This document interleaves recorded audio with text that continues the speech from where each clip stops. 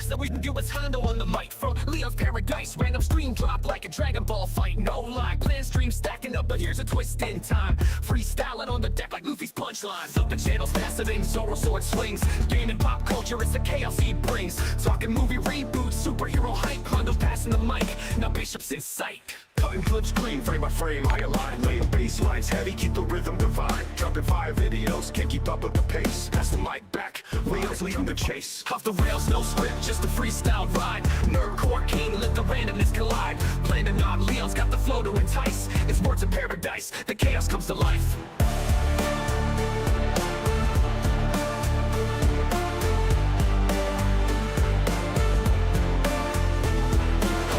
No script, just a freestyle ride. Nerdcore king, let the randomness collide. Planning on Leo's got the flow to entice. It's words of paradise, the chaos comes to life.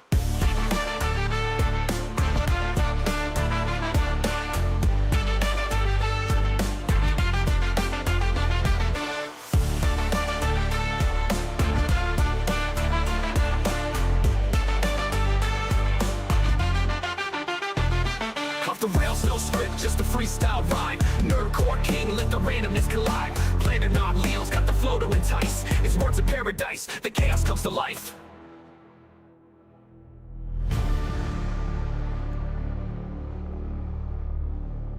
And finally, welcome back to the Countercast. How are all you vital idols doing? Do you realize, do you know, can you fathom how difficult it has been to avoid spoilers for this Dragon Ball shit over the course of the last 48 hours? Like, I've been spoiled on some stuff, but I've not engaged in a visual manner. I haven't seen any of the videos, any of the trailers, nothing. Specifically for this stream, I was gonna EFAP the entire thing, and then Toei privated it after the event was over. So then I had to go and find each individual trailer and reveal, but not watch them. You guys don't deserve me. But speaking of you guys, let's see who we got in the house. Let's see who we got up in this bitch. We got Daxar, best mod in the whole damn land. Golden Apples is here. Shout out Golden Apples. We got Vagabond. What's up, brother? We got Grave 1383. The True Aztec Warrior. Carlos Batista says I'm excited for Dragon Ball Age 1000. Again, I know nothing about it. I know nothing about it. Scotty G's up in this bitch. What is up? Future Over You. Absolute legend. Let's see, Minimal Effort Live, I'm only Dragon Balls when they itch, Sleeping Nova's here, Blue Collar. So, let's talk about this for a moment. I'm on episode 5 of Dragon Ball Super when Goku fights Beerus. Some of the scenes are low render, but people online are over-exaggerating it. No, they're not. No, they're not, and here's why. You are watching an upscaled version. When Dragon Ball Super aired on television, it was unwatchable. It was completely unwatchable. When the Blu-ray DVDs, or not DVDs, when the Blu-ray release got released, they upscaled several episodes of the original run to make them look passable. So people are not over-exaggerating. You're just not watching the version that originally aired. Let's see. We got Piranha Pal coming in with a 2-banger. Says, towards MegaCon, still sick, see you later. Well, thank you so much. I do truly appreciate it. Women. Thank you. Yeah, MegaCon is going to be fantastic. Finalizing some stuff for MegaCon over the course of this week. Let's see, who else we got in here? We got the StreamYard bot, or the Stream Element bot. Free Expression Warriors here. Shout out Zalozy up in this bitch. Matt Watson, I'm baked and I'm here. Well, welcome. Yeah, Dax. Again, your boy knows his Dragon Ball lore. Yeah, you guys might notice I am sans Asini. I'm sans Asini, due to the inclement weather. Her internet is running like trash, so not only will she not be able to be on Countercast today, she won't even be able to do her own stream. So, that is just the unfortunate world we live in. So yeah, solo stream today, no Cine. What up, Eagle Lord, Patrick Roxas? What is up, my man? Tiger King Rex Carter's up in this bitch. Yeah, dude, the weather is wild. I haven't been outside. I haven't been outside in 48 hours because of it. I looked out the window and I thought, nope, not even gonna attempt it. Look, I may go out to get some provisions tonight at the convenience store right next to my apartment. I'm worried about doing even that. I had to swap to a VPN with how bad my ISP was running. normal day. Normal day for me. Believe it or not, I go out pretty often. I go out pretty frequently. I think touching grass is incredibly important. At least 8 inches of snow. I got food. Yeah, I got plenty of food. The only thing is running low on soda. Running low on soda. I may make the trek to go get some soda. Netflix Foreign, what is up? I see a lot of y'all filing in. Alrighty, crew. Alrighty. I can't do it anymore. I can't wait any further. We're going to start with the 40th anniversary special video. Let's go.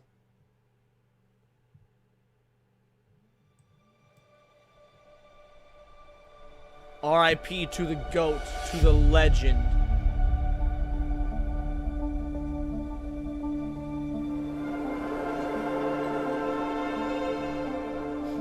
Although Dragon Ball Minus does kind of suck. If I'm gonna be honest, Dragon Ball Minus is not very good. Bardock the Father Goku is better.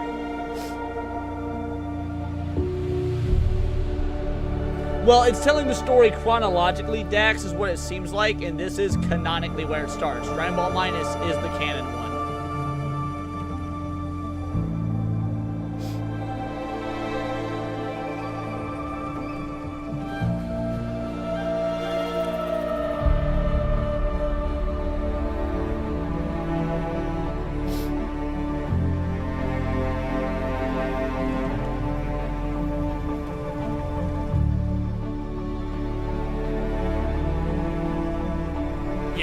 Dragon Ball Minus is not good.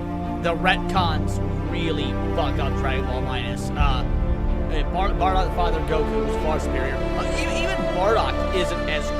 His armor, man, it changes to his armor. It's just like so much less unique. I've not played Sandland. I want to play Sandland. It's on my wish list, actually.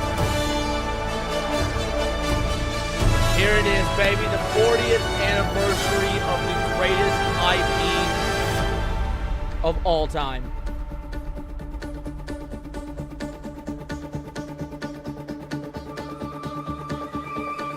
Y'all can't tell, you can't see it because like the way my camera is. This is one of my 3 mouse pads. I've got 3 mouse pads over the course of my desk. I got a Frieren one, a Naruto one, and then I have this Dragon Ball one right here.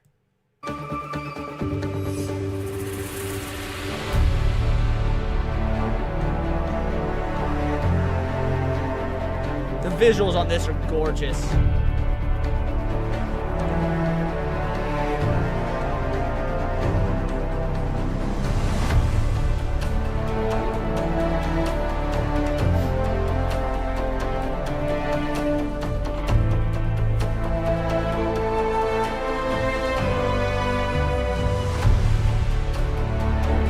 All right, they chose a good bit of music to really get that rising, that welling feeling from you. I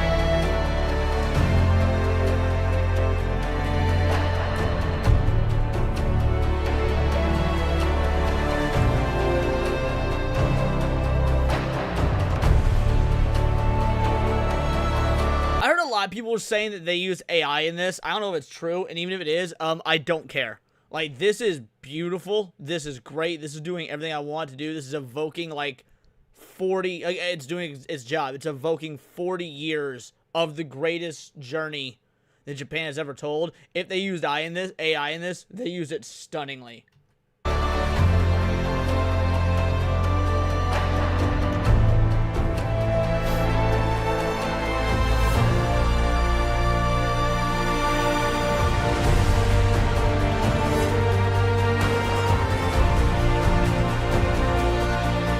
Yeah, of course I play it. That's why it's on my wish list.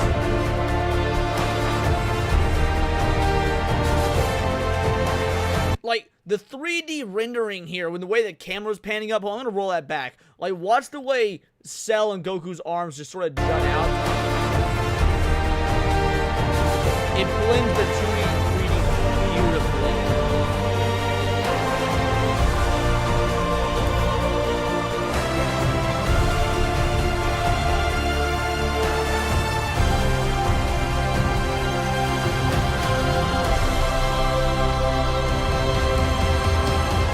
Even if they are AI, I don't care. I'm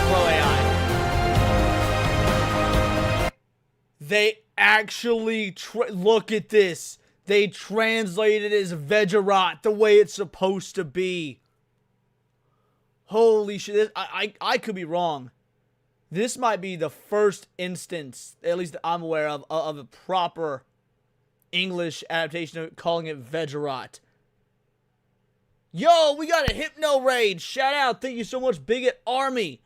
We are covering the Dragon Ball Showcase to start with. Bigot Army Raid, what is up? Shout out. You'll love to see it. Thank you so much for the raid, Hypno.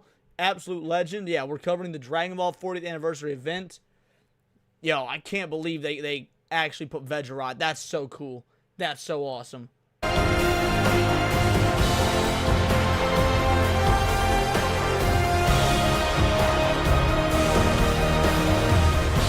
Again, yeah, shout out to the Bigot Army. Shout out to the Bigot Army. Thank you so much for the raid. Yeah, we're doing the Dragon Ball 40th anniversary event. We're covering everything released at the event, starting with this opening celebratory cinematic. It's been gorgeous. This is a great way to start the show.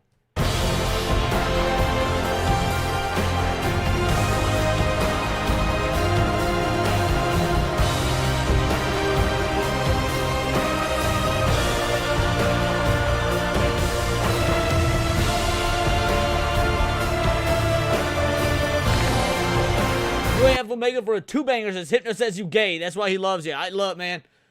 You call being this obsessive over Dragon Ball gay, then I'll take it. I'm a full-on homo. This is fucking fantastic. Thanks for the 2-banger, homie.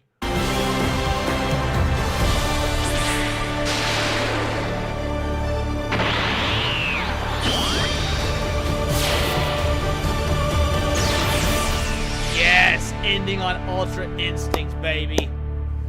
Look at that. I wish they had thrown Super Saiyan 3 in there, but... And then here it is. Is this the reveal that everyone's been talking about?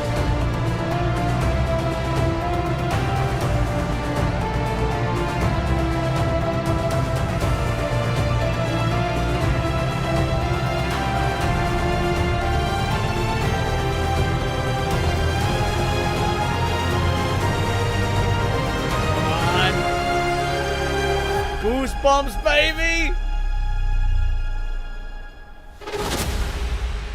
There it is. I've been seeing this image all over X.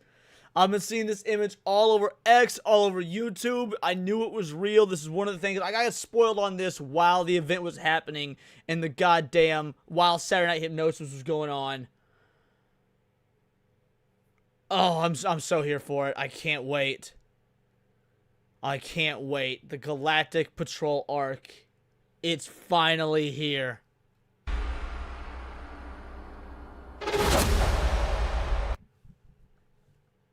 I hope this is the art style they're going with full... Like, look. I love Super. I do. I know a lot of people got mixed opinions on Super. I love Super. I don't like the art style for Super all that much. Dragon Ball Super Broly being the exception. Dragon Ball Super Broly looks great. I even like Dragon Ball Super Superhero. Once you adjust the CGI, which only takes about 5 minutes or so, at least it did for me. But if they go with this art design for the whole series, this is what I'm talking about, baby. This is what I want to see. Give me this art direction for the entirety of the anime. Will they land it? I hope so. I really hope so.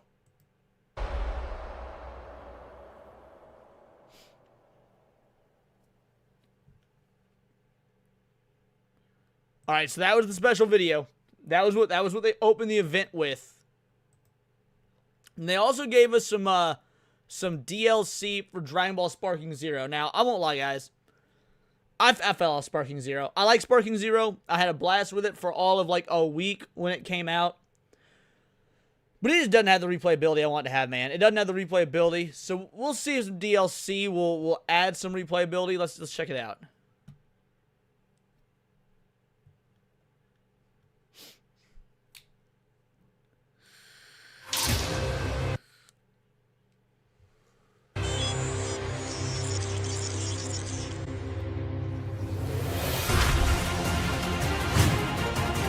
Oh, this video quality is trash. Yeah, this I didn't see on YouTube. Maybe it's been posted to YouTube since. I had to pull this from IGN's website. This video quality is trash.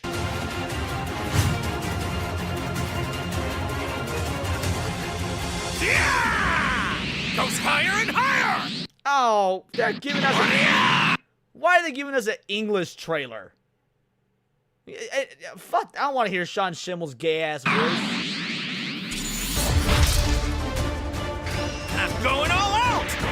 Yeah! Ha! Yeah! It's a beautiful game. Sparking Zero is a beautiful game. It just doesn't have a lot in terms of replayability. Yeah, Nozawa's... Give me all you got.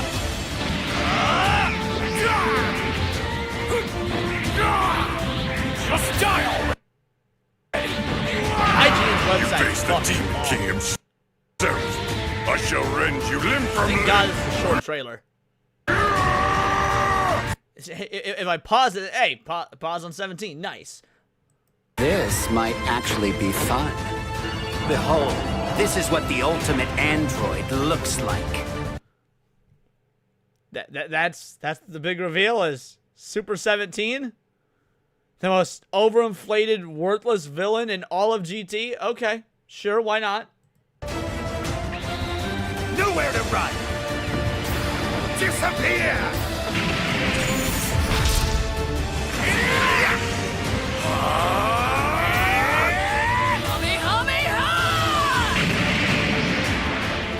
I already told you! Oh, I do like that they put in Gohan in the orange gi that he used when he fucked up Bojack. That was pretty cool. This is DLC for the Sparking Zero, which came out about 1.5 years ago. It's enough! Whoa. That was pretty cool. Hold on. It's enough! Fighting at Kame House? That's pretty cool.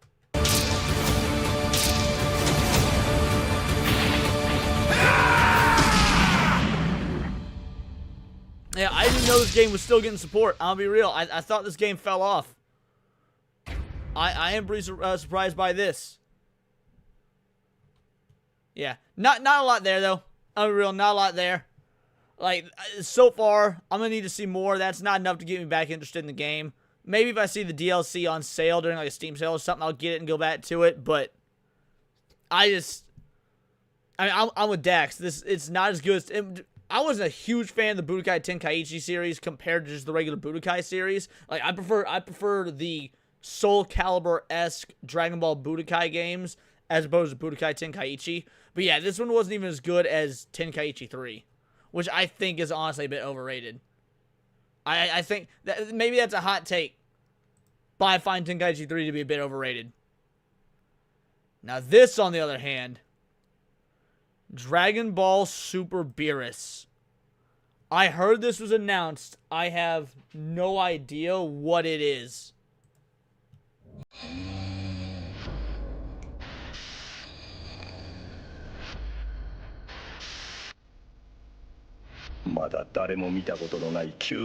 Here we go. Now this is the voice acting we deserve. This is what we want to hear. We want to hear them Jap voices, baby. 僕の戦士そいつの名前は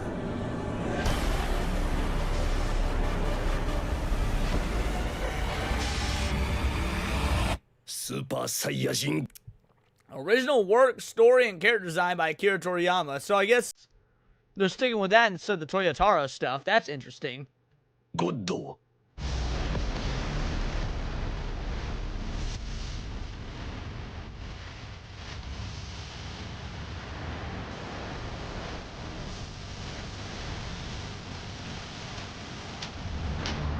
So is this just a remake of the first arc of Super? I mean, don't get me wrong, it needs it. It does need it because look, I'm of the camp. Just watch Battle of Gods. Watch Battle of Gods. Battle of Gods is a good movie. Just fucking watch that. If you've never seen Dragon Ball Super, just watch Battle of Gods, Resurrection of F, and then start at the third arc. Start at the Intergalactic or tournament or whatever it's called, the Universe 6-7 tournament. But if they are going to remake it, because like the series did add a lot of extra context. There was a lot more comedy, a lot more slice of life, which is stuff I like in Dragon Ball. I do like seeing the comedy. I do like seeing the slice of life. So if you're going to remake the first arc and give it proper quality control, I am okay with that. まずい実にまずいぞ39年ぶりにあのお方が The animation does look better.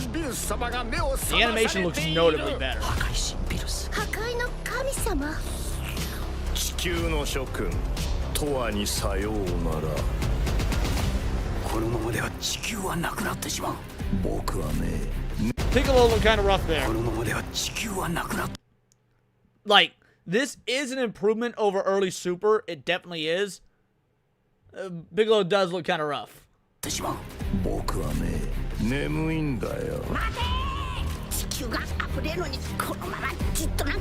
See, like, it looks like it's got more of a more cel-shaded look. I obviously don't think it's cel-shaded. They're not going cel-shading with this. But it looks at least like it has a more cel-shaded look to it than Super originally did.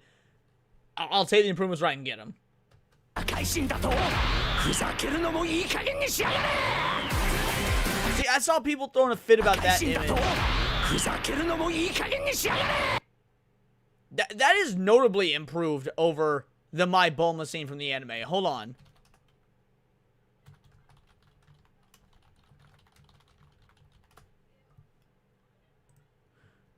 Yeah, like, look at this image.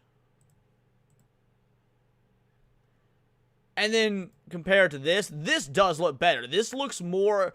It's obviously not the original Dragon Ball Z, and I don't think anything will match that original art style from Dragon Ball Z, the original animation from Dragon Ball Z, but this looks notably closer than this. I will happily take this.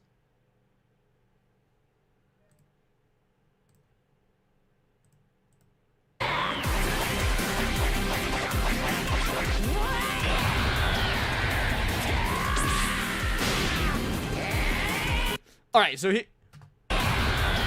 something to know. So this scene with Vegeta in the original Dragon Ball Super, this moment right here, is animated like ass. It was basically just a PNG, like, sliding on the screen. This looks like it was actually somewhat animated. Oh, see that looks good. Super Saiyan 3 Goku here, that looks good. 力を見せてやろう5人の正しい心を持つサイヤ人が手をつないで1人のサイヤ人に心をつなげればその1人はサイヤ人の神になるらしいですさあ見せてくれスーパーサイヤ人ゴッドの力をスーパーサイヤてくれスーパーサイヤ人ゴッドの Like, again, there's notably more depth. I assume it's the shading. I assume the shading is better and the lighting is better. But there is notably more depth here than when Goku originally went Super Saiyan God. 力をスーパーサイヤ人ゴッド少なくとも同等の神になったんですよ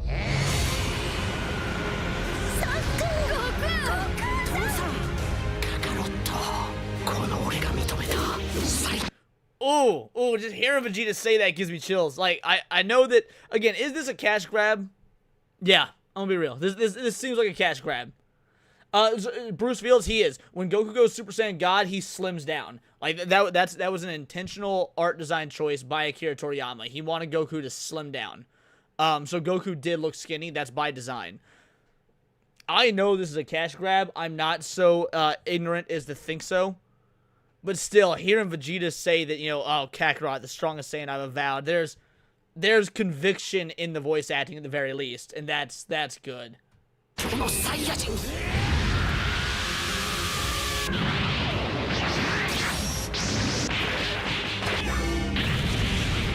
続けようぜビルス様スーパーサイヤ人ゴッドのパワーはまだオラを上に連れてってくれるみてえだからよ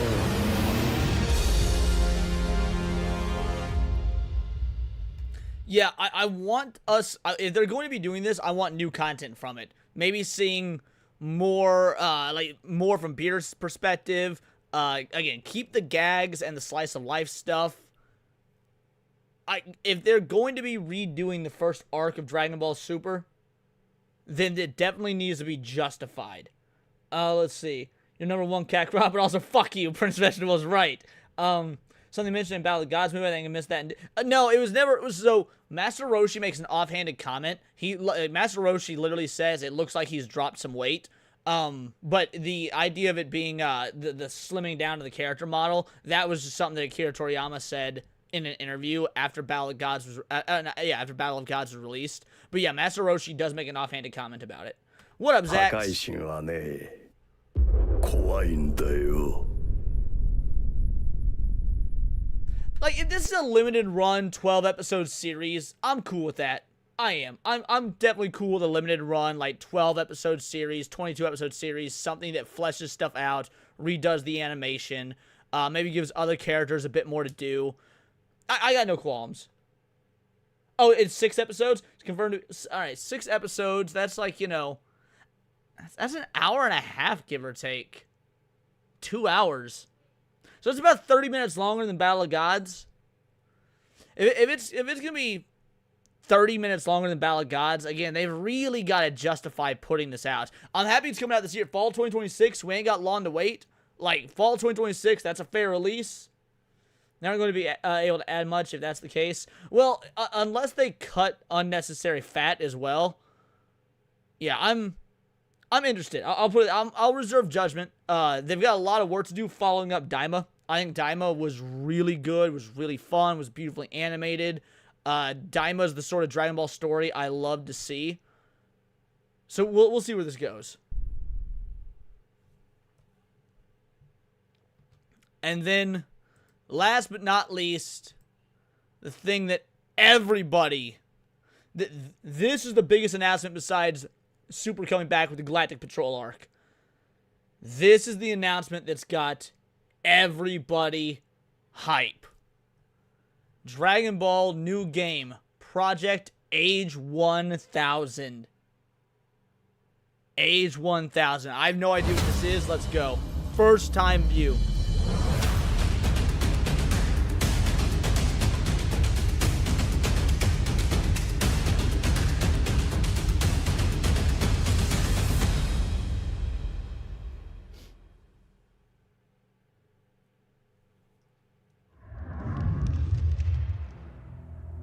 Alright, who's this little twink? Alright, it says Capsule Corp.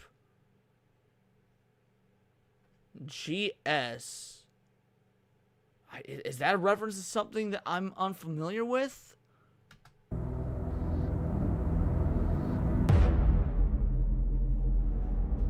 Or it could be a 5, it could be G5.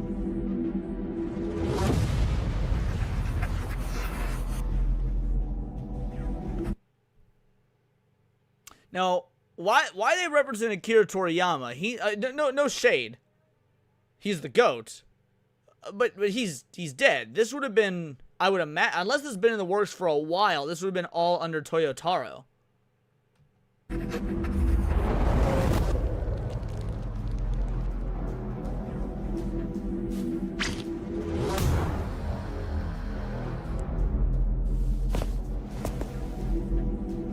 Did he just mimic Goku's little hop there?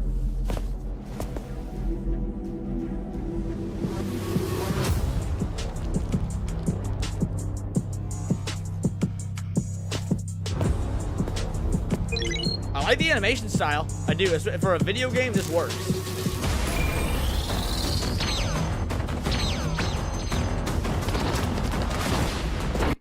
Alright, so it looks like he's about to run the fade on some fucking training bots in what I imagine is the Gravity Chamber. He's got Capsule Corp all over his logos. I imagine it's the Gravity Chamber. I heard Toriyama was working on the design just before his passing. Gotcha. The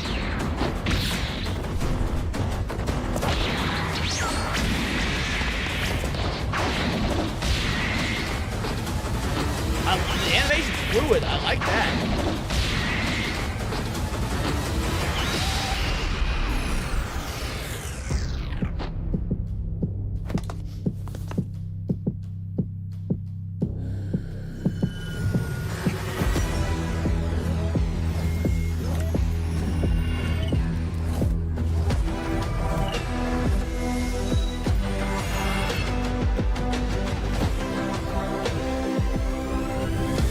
Wait. Is that Goku or Goku Black?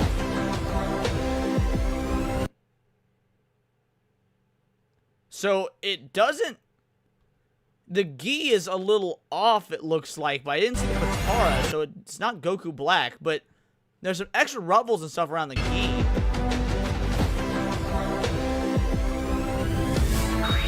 It looks like, see, I thought it looked like black as well, but he didn't have the Katara earrings, Dex. Whoa, why is this motherfucker going Super Saiyan? He got silver hair. So, alright, I'll give it a pass if this is a filthy half-breed. If this is a filthy half-breed, I'll give it a pass. If this is a Saiyan, a motherfucker should have some black hair. Not 1,000 years into the future, it would be about 200-ish years into the future. So, in Dragon Ball, they have age XYZ, and you know that being the year.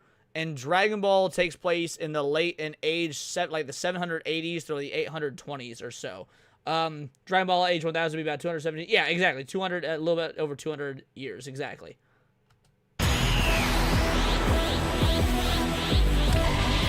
The Dragon Ball Online lore says that there's Saiyan DNA in a large portion of the population somehow. Interesting.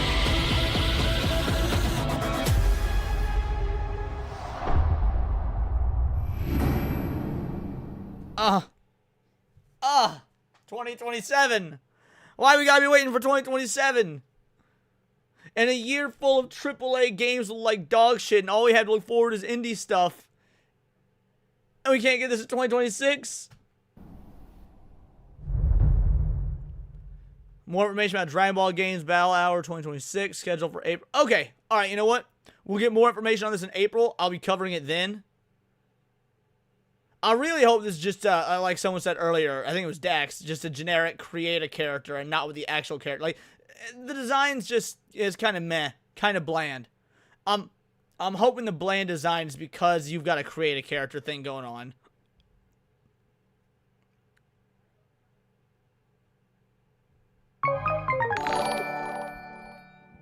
And yeah, that's that. That's everything from the Dragon Ball showcase. Dragon Ball Age 1000 is basically a remake of Dragon Ball Online, which Toriyama was heavily involved in. Yeah, I knew he was heavily involved in that, so that's good. Hopefully it'll show us Goku vs. Vegeta, Final Fight in Space, and Dragon Ball Online, Human has Saiyan DNA. That's good to know. Shout out. Thank you very much for the for the 10 banger, homie. Let's go ahead and give you a clip real quick. You know what, let's do this one. I know now that it could never work between us. Not because you're a rabbit, but because you're black. So yeah, shout out, thank you so much for the 2-banger, truly appreciated. Fuck, it's Bandai Namco. Bandai Namco does all the Dragon Ball games. Yeah, Bandai Namco does all the Dragon Ball games.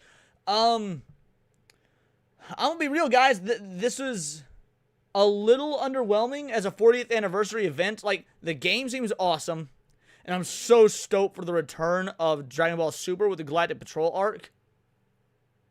But beyond that, like, I don't know, maybe it would have hit different if I actually watched the event live and there was maybe some in-between stuff and crowds roaring.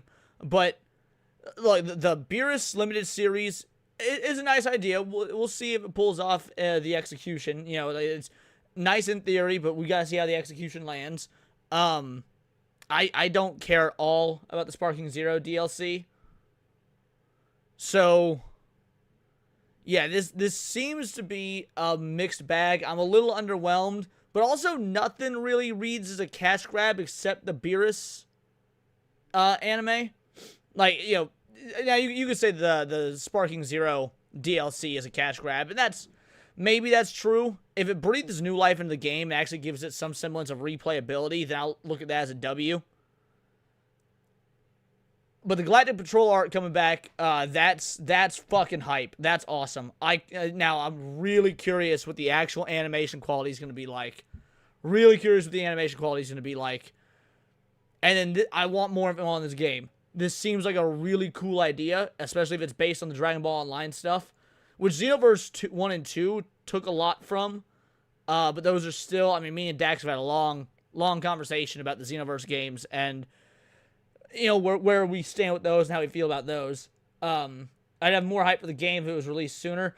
And look, maybe We're just now at the start of 2026.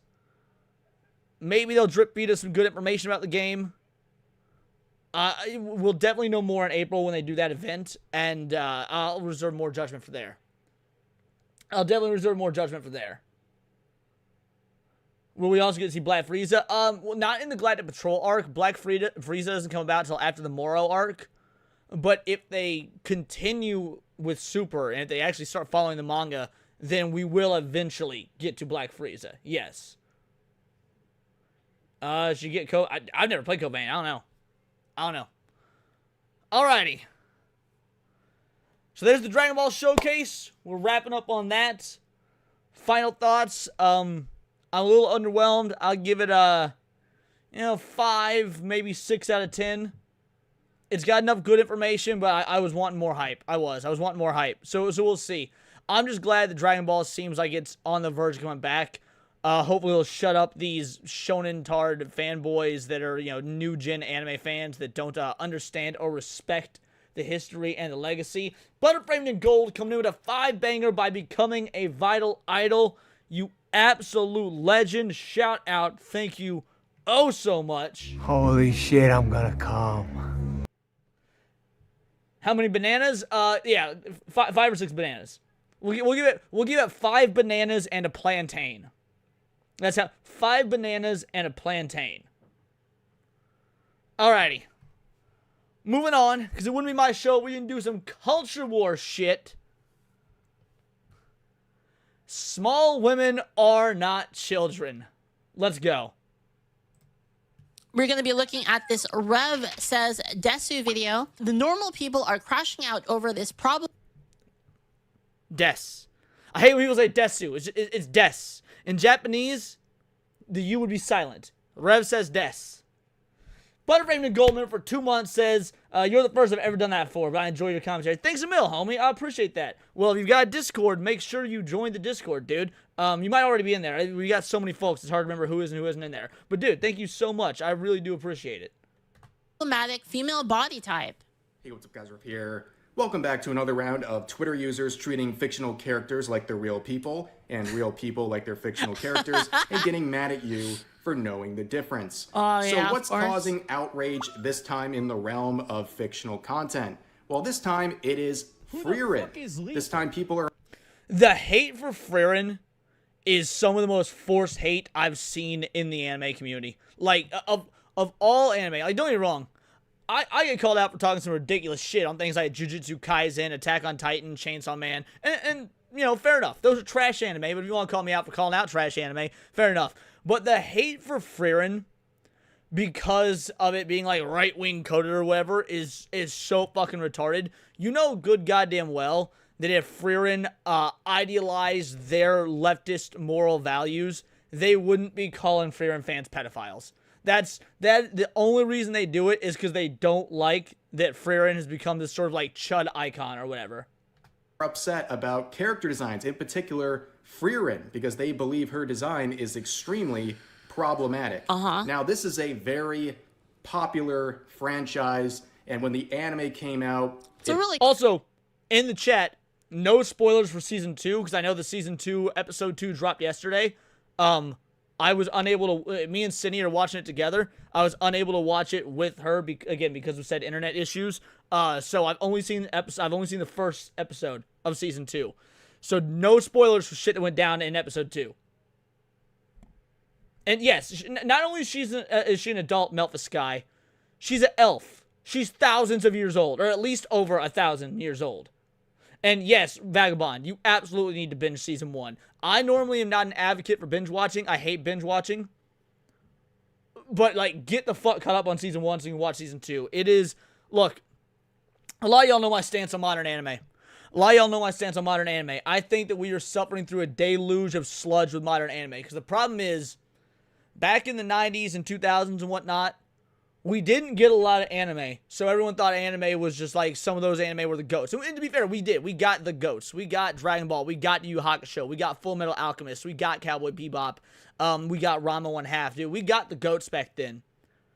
But ever since anime has become like globally mainstream, and we've got Crunchyroll and shit like that, and we're getting 40 new shows a season, people are starting to realize, oh wow, just like with American TV, they got a lot of dog shit over there. Like, we get a lot of dog shit anime as well. So, and the reason I'm saying all this, when I say that Frieren is probably in the top 5 best anime since the year, I'd say like 2020, you need to know my stance on modern anime to understand how much that actually means. I'm a straight up hater, dog. I'm a hater because we get a deluge of sludge with modern anime. Frieren is top 5 of the last 5-6 years. Good show, by the way. If you haven't watched anime before, thoughts on the Ranma remake? First of all, shout out. Thank you for the 2-banger Carlos Batista. Refuse to watch it. I refuse to watch it. I don't like the animation change. I don't like the slight art style change, and I heard about a myriad of censorship issues. So my thoughts on it, my thoughts are pure seething rage and hatred, and I refuse to watch it. Thanks for the 2-banger, homie. it's actually a pretty good one to watch. I think it has a lot of, it's a story about life. It's about life, and it's about dealing with the past. Frieren is a deconstruction, and that's got such a negative connotation in today's words because of things like The Last Jedi. Frieren is deconstruction done right. Like, we all have our Dungeons and Dragons campaigns, you know, and eventually you beat the big bad evil guy. But, like, what happens after you beat the big bad evil guy? What does the party do? What do the heroes do? Especially damn near 100 years in the future when, you know, you've got a lot of the humans that would have been around during that time are dead and whatnot, but you've got, like, the ageless elf, and life just goes on. Time is almost meaningless. This is how you do deconstruction right. Dealing with the regret. It's just a very good show. It's a fantasy show. It's not super anime. Faye Summer says, I love Frieren, Fern, and Stark. I don't like Fern that much. Now, I understand what they're doing with her character. I understand why she is the way she is, and I'm hoping in Season 2 she grows on me. I don't particularly care for Fern. I love Stark, and I love Frieren. And there's a few side characters that I don't want to spoil about or anything. There's some side characters that only show up for like an episode or two, and they're so fucking memorable. They stick with you. You fall in love with them. I'm hoping Fern grows on me in Season 2. Xavier coming in with a 5-banger, with a Words of Paradise membership, which is a 5-banger. Shout out. Thank you so much, Xavier. Dude, been a member for over 12 months because he's got that Super Saiyan God emoji. By the way, make sure you use the new emojis I put in chat last week if you ain't seen them yet. New emojis dropped. Shout out, Xavier. Thank you so much, dude. Absolute legend. How you doing, sir? Good. Can we talk to you? Where are you from? You live in New York? Who are you? Don Lemon. You're a fucking moron, dude. And yeah, Stark is absolutely a favorite. Honestly, it's very... I really recommend it. If, like, you've never seen anime before, you're, like, interested in, like, watching it, Frieren's a really good one. I don't know that I would start people off of Frieren. I don't know. I would like you guys in chat to give me your thoughts. I don't know if I would start people off of Frieren. Frieren's very slow, I mean this in a good way, right? Like, slow is not a bad thing. Something can be a slow burn, and Frieren is a perfect example of a slow burn done right. But I don't think a lot of folk want their anime to be a slow burn anime, because I don't think it will give them an adequate understanding of the medium. I think. And if you watch the first episode, you'll already know if you'll like it if you watch the first episode. If you like the first episode, then you'll like the show. Otherwise, you won't like it. So it's really low investment to like know if you're gonna like it or not. Yeah, I wouldn't start something off with Yu. Dax, you and I love Yu, and Yu's great. But I wouldn't start them off with Yu just because, you know, it's 4 seasons long, and a lot of people, they worry about time commitments. I 100% agree starting off with Bebop. I 100% agree. Start people off with Bebop. Exploded, especially in the West, bringing in a lot of new anime fans. And when you do that, you bring in a lot of tourist and usual suspects as well. And they've been trying to basically come up with any reason to complain about this series. In fact, we talked about this before. People were trying to say that Frieren was fascist propaganda. Really? Yeah. They So were doing this because they believe Frieren's desire to not coexist with demons in the series was the product of fascism. Yes, the 100%. So if you don't know this series, I'll explain this to you. So in Frieren, the world of Frieren, there are demons. There's a race of people that are demons. All right. Demons. Well, they're not a race of people, and that's why we're fascist against them. They're not people. Demons are fucking monsters, and they are monsters that the whole reason they are successful as this evil race is because of how they mimic humans. Want to kill people. That's their entire thing. Is they want to kill people. And so the weird thing is that the leftists, they resonate with the demons, which is like, it kind of makes sense actually. Every fucking time. They resonate. Leftists resonate with the demons, which is so fucking funny because, like, there's this one scene, right? I'm trying not to spoil too terribly much for some of you guys that haven't seen the anime. I know, Vagabond said he hasn't seen it. There's a scene where one of the main characters trusts a demon, and some bad shit happens because of it. And so when they finally, make the decision, like, hey, demons can't be trusted, gotta murk a motherfucker. Like, the demon calls out for its mother, and then just Frieren's like, why do you keep doing that? And the demon says, I don't even know what a mother is, I just know it keeps you from killing us. Like, they prey on the empathy of humans, and of, not just humans, because obviously Frieren's an elf, but they prey on the empathy of these humanoid creatures that have empathy. It really is the concept of suicidal empathy, like, picture fucking perfect on an anime. When you think about it, but they think that the whole thing is fascist because Frieren is like, yeah, you know what? Don't give a shit. Don't give a shit that don't give a shit what you have to say. You're a fucking demon. I know it. Everybody knows it. Fuck you, not listening. Yeah, not or listening, to black people. I'm Exactly, killing you. Black Lives. That's basically Frieren. So, like, they, and the thing is in the story, just the funny thing is, in the story, Frieren gets put in jail for pointing it out. She's like, she sees a bunch of demons, and she just instantly pulls out her gun and just starts shooting them. And the people are like, what the fuck are you doing? And she's like, they're demons. What do you mean? What am I doing? And then, like, their whole thing is like, but like, they're just like us. Well, and again, that's another. I don't think this manga / this show didn't mean to be such a good allegory to modernity. At least I don't think so. I could be wrong, but I don't think it meant to be such a good allegory for modernity. But in the scene she's referring to, again, about 100 years have passed since what would be like the end of the D&D campaign, right? So when she just whips out the blicky, and I started blasting.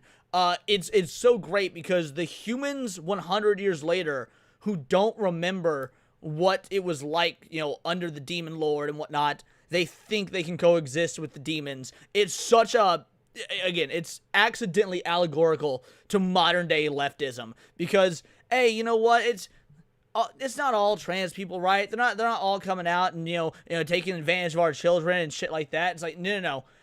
There's a reason that you people have forgotten the past. There's a reason that, these are the same leftists that call Trump a Nazi without ever even understanding to begin with how just truly evil the Nazi regime was. Exactly, Person 11. Good times make weak men. It is an example of Frieren living in a world where good times have made weak men.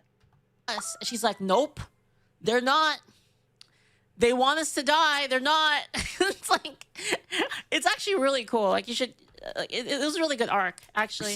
Irredeemably evil demons. That's what we're talking about. In fact, some people got Yeah, so T-Rex, it is the exact opposite of the DMCA animation on Netflix. Like, where the DMCA animation made this whole thing a fucking allegory for, like, oh, the demons are refugees. Frieren's like, fucking kill them all. A little too woke and started saying that the demons in the series are allegories for real-life minorities. Yeah, they actually went there. Which is crazy. That's so crazy because, again, Now, to be fair, I actually think the leftists are correct here. I do think that the demons are allegories for real-life minorities, specifically Somalians. Like, if I had to wager a guess, if you put a picture of a Minnesota Somalian next to a demon from Frieren, I will be like that Office meme. They're the same picture. defining fact of demons in the series is that they want to kill people. They all do. It's not like a thing of like, oh, well, you know, some of them kind of want to. No, they all want to kill people. But one thing I always found interesting is that despite the popularity of the series and the petite design of Frieren, there wasn't a lot of complaints about it, which I thought was pretty interesting given Twitter's bloodlust towards anything that looks petite. But of course, our luck has run out, and we've gotten a post that's gone viral here talking about Frieren. I actually replied to this. I think I retweeted it. This one's a post by Rock Solid. Design. Now, I'll be real. Rock Solid's a interesting account, but they kind of tourist as fuck. Rock Solid I've seen Rock Solid make some good points, but I've also seen Rock Solid post some real touristy shit. And people are seething. And they're not just seething, they're being giant hypocrites. They're exposing themselves. They're showing their jealousy. It's a mess. Mad. But let's read it real quick. Flat chest, no behind, short, elf ears. This is the ideal female body. You may not like it, but this is what peak performance looks like. So, and what do you think the leftists on X did with this tweet? I'll give you go ahead, post in the chat what you guys think the left thought of this tweet and what label they ascribed to Frieren fans because this went viral. I totally agree. So again, this is sort of a meme obvious rage bait is obvious, right, Hypno? Format here, and we're talking about Frieren. Yeah, dude, the anime tourists fell for this the same way that the fucking journalists and leftist shills fell for Philip Chan's, real gamers tweet when it came to Ghost of Yote. A fictional character, okay? It's not that deep. But I will say this. Not biased at all. I'm not biased. Not at all. Not even a little bit. Look at this ear wiggle.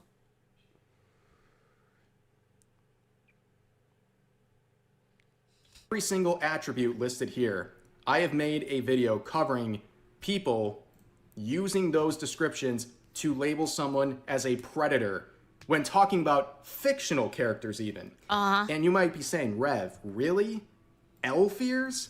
Yes, that actually happened as well. I made a video about a year ago about this, where a cosplayer was being called a pedobaiter because they would wear elf ears. What? I was unaware of this. You're aware that the whole elf stuff alludes to pedophilia, right? Elves in anime are always depicted as children.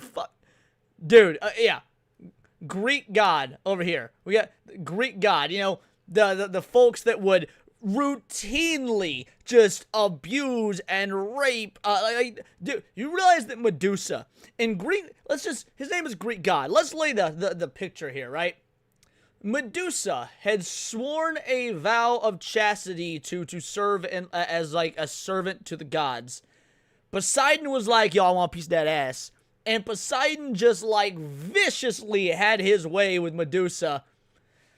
And the church rejected her for breaking her vow of chastity, and that's why she became the Gorgon she did. But this dude was like, oh man, elf ears, pedophilia. I think it was Athena. What about Athena? Athena may have been the one that actually cursed Medusa, but Poseidon was the one that got all rapey and shit. In their cosplays. Wait, what? People are absolutely deranged. But let's return to the original post that has nearly 9 million views. Okay, 9 million? Thing popped off. And you can see one of the top replies with yeah, okay, Medusa was a priestess of Athena. That's what it was. I knew she was a priestess of one of the gods, but I couldn't remember which one. 27,000 likes says, yeah, if you're a predator, if you like this design or these attributes. And here's the dealio. 27,000 people agree with this. When I say there's a tourist problem in anime, guys, when I say there's a tourist problem in anime, this is what I'm talking about. This got 27,000 likes. And I'll be real, I don't think this was a botted post. At least, like not super. They may have, botted some or whatnot. But if you look at 480,000 views to 27,000 likes, that seems decently organic. This actually does seem pretty organic. Yeah, if you're a pedophile, in regards to just appreciating Frieren's design, 27,000 people. The tourist epidemic is 100% real. And then some women in the reply say, man, I'm an adult woman and I look like that. Yeah, you hear that? You hear that? You hear that, women? If you don't have giant tits and a huge ass, you're not a woman. Then down here, this individual says, same, I'm 31, 4'11", flat chest, flat booty, unfortunately no L. Vagabond makes an interesting point in the chat. Vagabond says the tourist problem has been increasing yearly the more Western media sucks. And that's the thing. These tourists, they won't admit that they also hate where Western media has gone. All the Western media that catered to these loser-ass leftist pieces of shit, they got the Eternals. They didn't fucking watch it. Didn't make money. They got Ironheart. They didn't watch it. It didn't even rank on the fucking Nielsen charts. They got insert every single usurping of Western media. They got Last of Us Part fucking 2. Guess what? All these years later, ain't no peep out of a Part fucking 3. These are the same people that will quietly... They got the fucking Acolyte. They didn't show up to watch it. It got canceled. These are the same folk. They quietly also know the shit they want or they're asking for is fucking terrible. And when it is terrible, when they don't pay for it, when they don't watch it, they move on to anime. Fears, though. You missed the most important feature out of the whole thing, the L fears. But as you can see... Yeah, they gotta remove all the voting rights from women that are flat-chested and have no ass. Because they're not legally adults. Yep. There are women... adult women who fit the description that was contained in the above tweet. But Slipstream, Asian women are not a problem unless they're driving. Then they're like a double problem. These people are unironic misogynists, okay? They are, I don't yeah. use that term lightly because it is a buzzword on Twitter, but these people body shame women for being short or being flat or any of these things. And they basically say, because of your body type that you have no control over in some cases, you are unlovable. And anyone who finds you attractive is... Who's the one that shits on immutable characteristics, guys? What's crazy about this is the most Asian women have Frieren's body type. Well, let me give you an example of how bad the tourism is truly getting, right? Let me give you an example of how bad the tourism is truly getting. Because if you want to talk about, oh, tourists being a problem, they're annoying, it's not even that. It's the fact that they are being listened to. If you want proof of that, hold on, let's scroll through here. Where did I make the post? Right here. Localizers working to translate Code Vein 2 has changed the meaning of the script to insert politics once again. It's come out that Bandai Namco had the game censor the outfits that were uncensored in Code Vein 1. Bandai was also accused of censoring One Punch Man Season 3. Censored to oblivion and localized for the modern audience. No thanks, Bandai. There's a now, this is the quote from the game. Right, this is what it says in the Japanese version. There's a fine line between, or sorry, the localized version, fine line between justice and bigotry.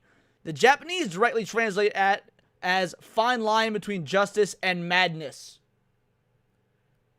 So when we talk about the tourist problem in anime and video games and whatnot, it's not even just because these motherfuckers are annoying. It's because they have the power to get this shit changed and altered. Because the Japanese, because the East, because the people of influence in these the companies actively listen to these freaks, you see shit like this, changing madness to bigotry. They are not analogous in any way, shape, or... Because if you want to make the argument that certain things need to change in the localization process, I actually agree with that. It's a hot fucking take, but believe it or not, certain things... They're rare, but certain things cannot be translated one-to-one. Now, when you do the localization, you need to localize it in a way that is absolutely analogous. It has to be able to translate. It has to be able to, reference. So, like, changing rice ball to jelly donut is some fucking bullshit. But there are certain things that just do not have translations. And that happens amongst all languages. The French have several phrases that, like, in the French language, they have several phrases that just straight up cannot be translated to English. They have to be completely altered to make some semblance of sense. So technically, localization is necessary, because even fan translations, Face Summers bring back fan translations, which I agree with. Even fan translations have to occasionally take, some liberties. But the goal is to make it as analogous as possible. And these motherfuckers took madness and changed it to bigotry. Phrases that are not analogous in the slightest. So this whole idea of localizers being, of tourists being annoying, they are, but it is so much fucking worse than that. Every fucking time. They complain about it all the time. They bitch, they complain, they say that we do this, and then they do it. Every time. Mark Kadani, thank you so much for the bits. What made you... In fact, now that I think about it, in a recent video I did, Toshihiro Ito? I could be blanking on it. I could be getting his first name wrong. But Toshihiro Ito, I believe was his name. He was the director for the Sword Art Online movie. And he literally said, in his quote, that America is a lot more politically correct than Japan.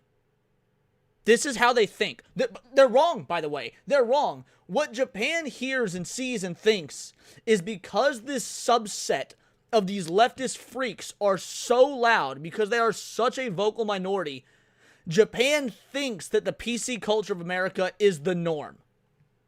Decide that your character was a slime girl. Was that just something in specific or in particular, or you just liked it? Leaf it. I just liked it. Just thought it was cool. It was between a slime girl and a Selkie, and I was like, how about both? Some sort of a predator. That is incredibly misogynistic, and you can see how many people really back this up. This tweet says, so basically a child, referring to these attributes.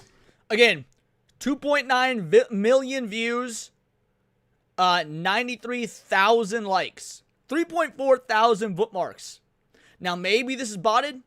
I mean, it's not a verified account, right? This isn't even a verified account up here. So, like, doing it for the love of the game.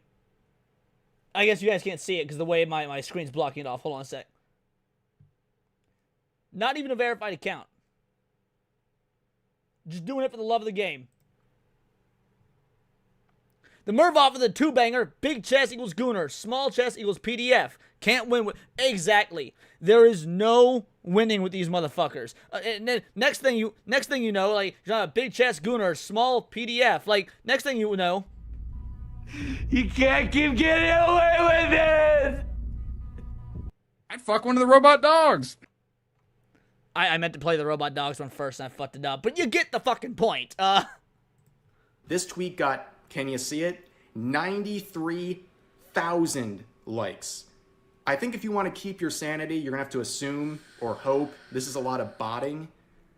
But there could be 90... But I don't think it is. I don't think it's a lot of botting. Because again, you've got 2.9 million views. This seems relatively organic. Now, I hope it's a lot of botting. But almost 3 million views to 100,000 likes, that's a pretty organic looking ratio.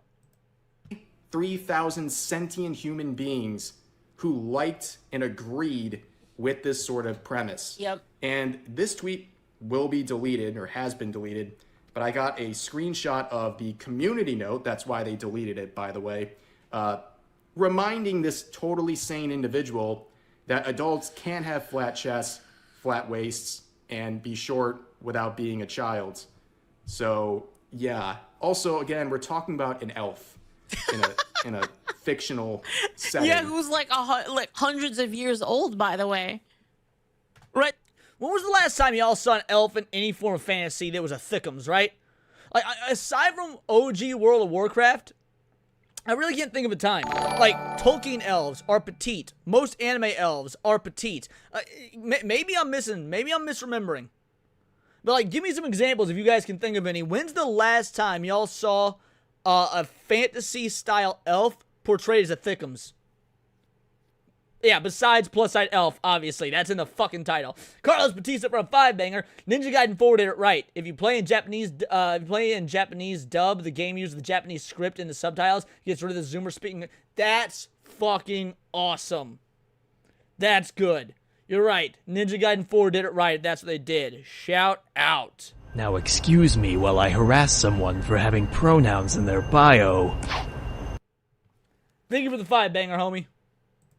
That's the whole premise. But did they even watch the show? The whole premise is that she's hundreds of years old. But the original poster, like I said, would delete it stupid. and then say, ratio so good, all the guys with anime profile pictures are getting emotional. Sorry guys, I know the algo chose me this time. Understand this. The above tweet that's deleted had not... I bet New Black Street saw some fat elves at FatCon. Those would not be elves. Those are dwarves, gnomes, halflings, pretty much anything but elves. 93,000 likes. Their reply has 11.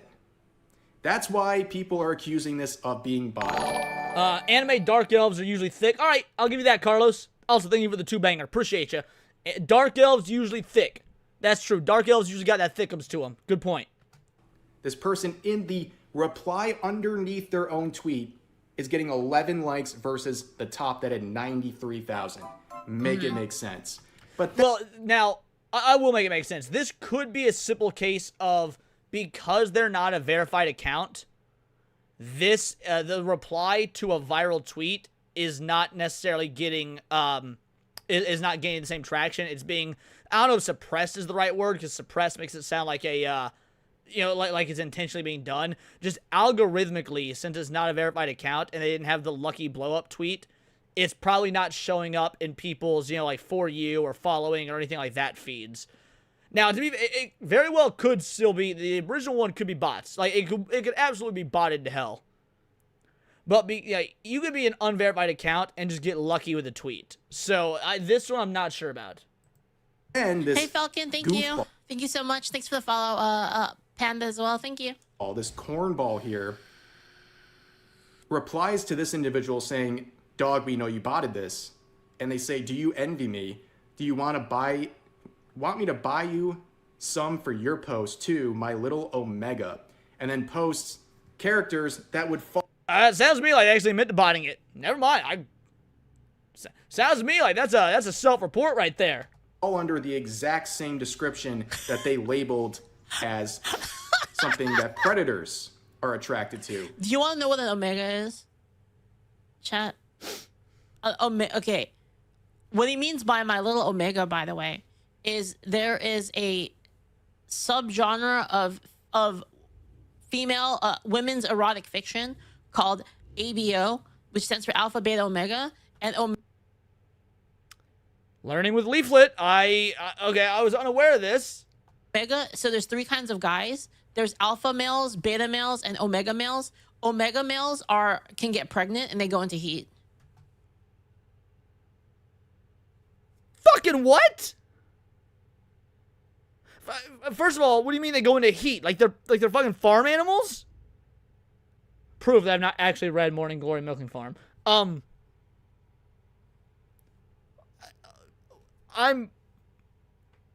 why would you not? That doesn't make, in the context, that doesn't make sense. Do you envy me? Do you want me to buy some for your post too, my little Omega? Wouldn't they call you a beta if that's the case? 'Cause an Omega, this individual would likely enjoy. Now I'm even more confused. That's actually real. Yeah. They go into heat, they get pregnant, but they're men, and then on top of that, they get what's the word? Imprinted.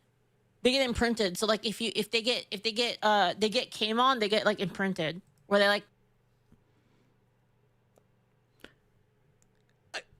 Guys, I just want to talk about anime tourists calling Frieren fans pedophiles. I didn't realize we were going to get some deep dive lore on women's smut. How is it that talking about tourists calling Frieren fans pedophiles is more fucking normal than the last 5 or 6 sentences this broad just said? Yeah, branded by cum. What the fuck? They permanently fall in love with somebody. Yeah. But they weren't. The only reason I know about it is because my brother told me about it, and I watched the Why does your brother know about it? That's even weirder. Entire podcast on it, because there was an entire there was a big court case about it. So basic. What? There was a court case.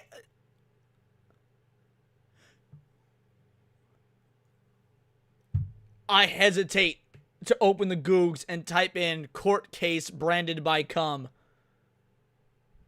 Basically, these two women were fighting over who had the intellectual property rights of ABO, and they got into like a big legal battle over it, and it was like the most woman lawsuit ever. Like, it was amazing. It was just like mad shit.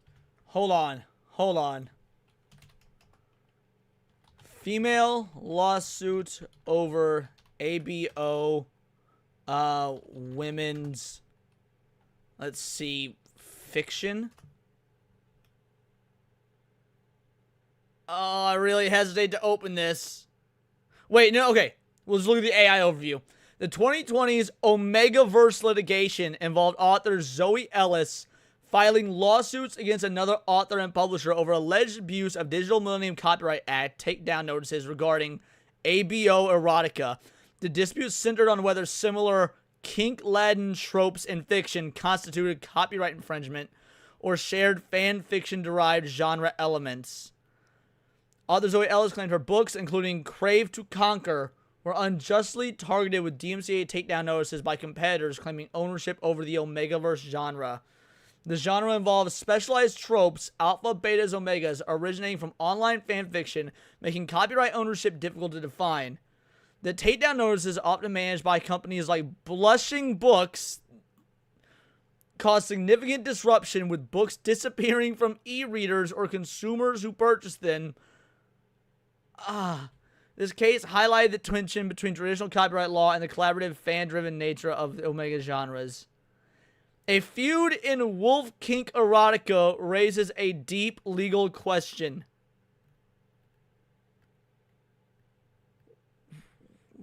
What the fuck?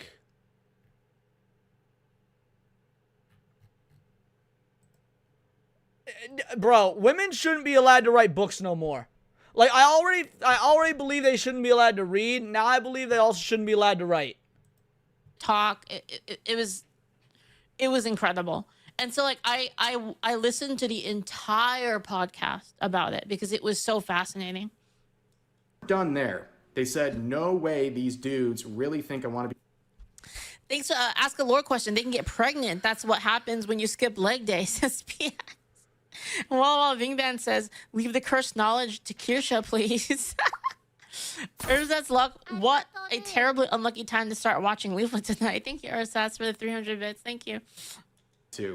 But they weren't done there. They said, no way these dudes really think I want to be a part of the team where people are mocking their post and other information about their accounts. They have 1 like on this. Remember, they had 93,000. Their subsequent posts, separate from it, are getting 1 like. Black Knife says Pakistan was right when they didn't allow women to have education. Minus the terrorism. Right? Yeah, Pakistan minus the terrorism. Seems like they got some shit figured out. Versus 34 comments, all dunking on them, okay? This account we're talking about has 18,500 followers, and they can't even break more than 1 like on a tweet. So the botting act. Okay. All right, the botting probably real. I take that back. The botting is absolutely probably real. If they got 20, because like, guys, I got like 2,000 followers, right? I've got like 2,000 followers, something like that, right? I think, yeah, just a little over 2,000. All right, this one, yeah, 4. 9. Like, my shit doesn't exactly pop off. This one got 16, 15. And my shit really don't pop off very often. Every now and again, I hit some gold. But, like, the idea that on average, even if it's just by a little bit, I'm getting more than this person with 10 times the followers of me is fucking crazy. Accusations, definitely something to be considered in this scenario. But, of course, the projection is going to continue. There are hundreds, if not thousands, of tweets like this. I'm not joking. People completely going mask off. This person saying, free my girl Frieren from this predatory ass fandom. That's it. Do we just hear Rev curse for once? Goddamn. Interesting. You're basically saying free Frieren by no one's allowed to love her. This stuff is predatory, this content, and then you say it's basically your favorite because it's your girl Frieren. So this guy's a predator for liking Frieren, but that's your... What happened to body positive? Well, and again, the idea that this is rage bait, like Hypno was saying earlier, flat chest, no ass, short elf ears, the ideal body type. This is peak performance, right? That's what the post says. The amount of... Man, I see people fall for rage bait, and it makes me feel good, right? It makes me feel actually pretty damn good, because I realize I'm smarter than just about everybody else on X. Because I cannot remember the last time I fell for rage bait. Like, I can't remember the last time I fell for rage bait. How these motherfuckers be falling for this left, right, and center? Positivity, they don't actually have body positivity. They only say that when it's like a shield, basically. Well, no, they only say it when it's a fat bitch. Like, let's be real. Body positivity is only about fat bitches. If you're skinny, body positivity doesn't apply to you. Only fat bitches are allowed to have body positivity. And they're allowed to have it for 30 to 40 years until their heart goes out. They use body positivity to protect themselves, but then they use the exact same insults against people that they don't like. It happens all the time. They'll be the first. They'll be the first to call you like a chud fat incel, basically, for you know, being right wing. They're the first people to do that. They don't care about body positivity. It's only like when it affects them. So what does that make you? These people, like, literally, they're like rubbing together like their last 2 brain cells to type out these quotes. Here's a reply saying, maybe if she didn't look 10. Okay. There's been so many accusations of anime being like, you know, how it depicts women and draws, you know, little girls and kids and whatnot. This doesn't even look like the way fucking they draw it now. I've seen some anime where they got 12-year-olds looking like they 6.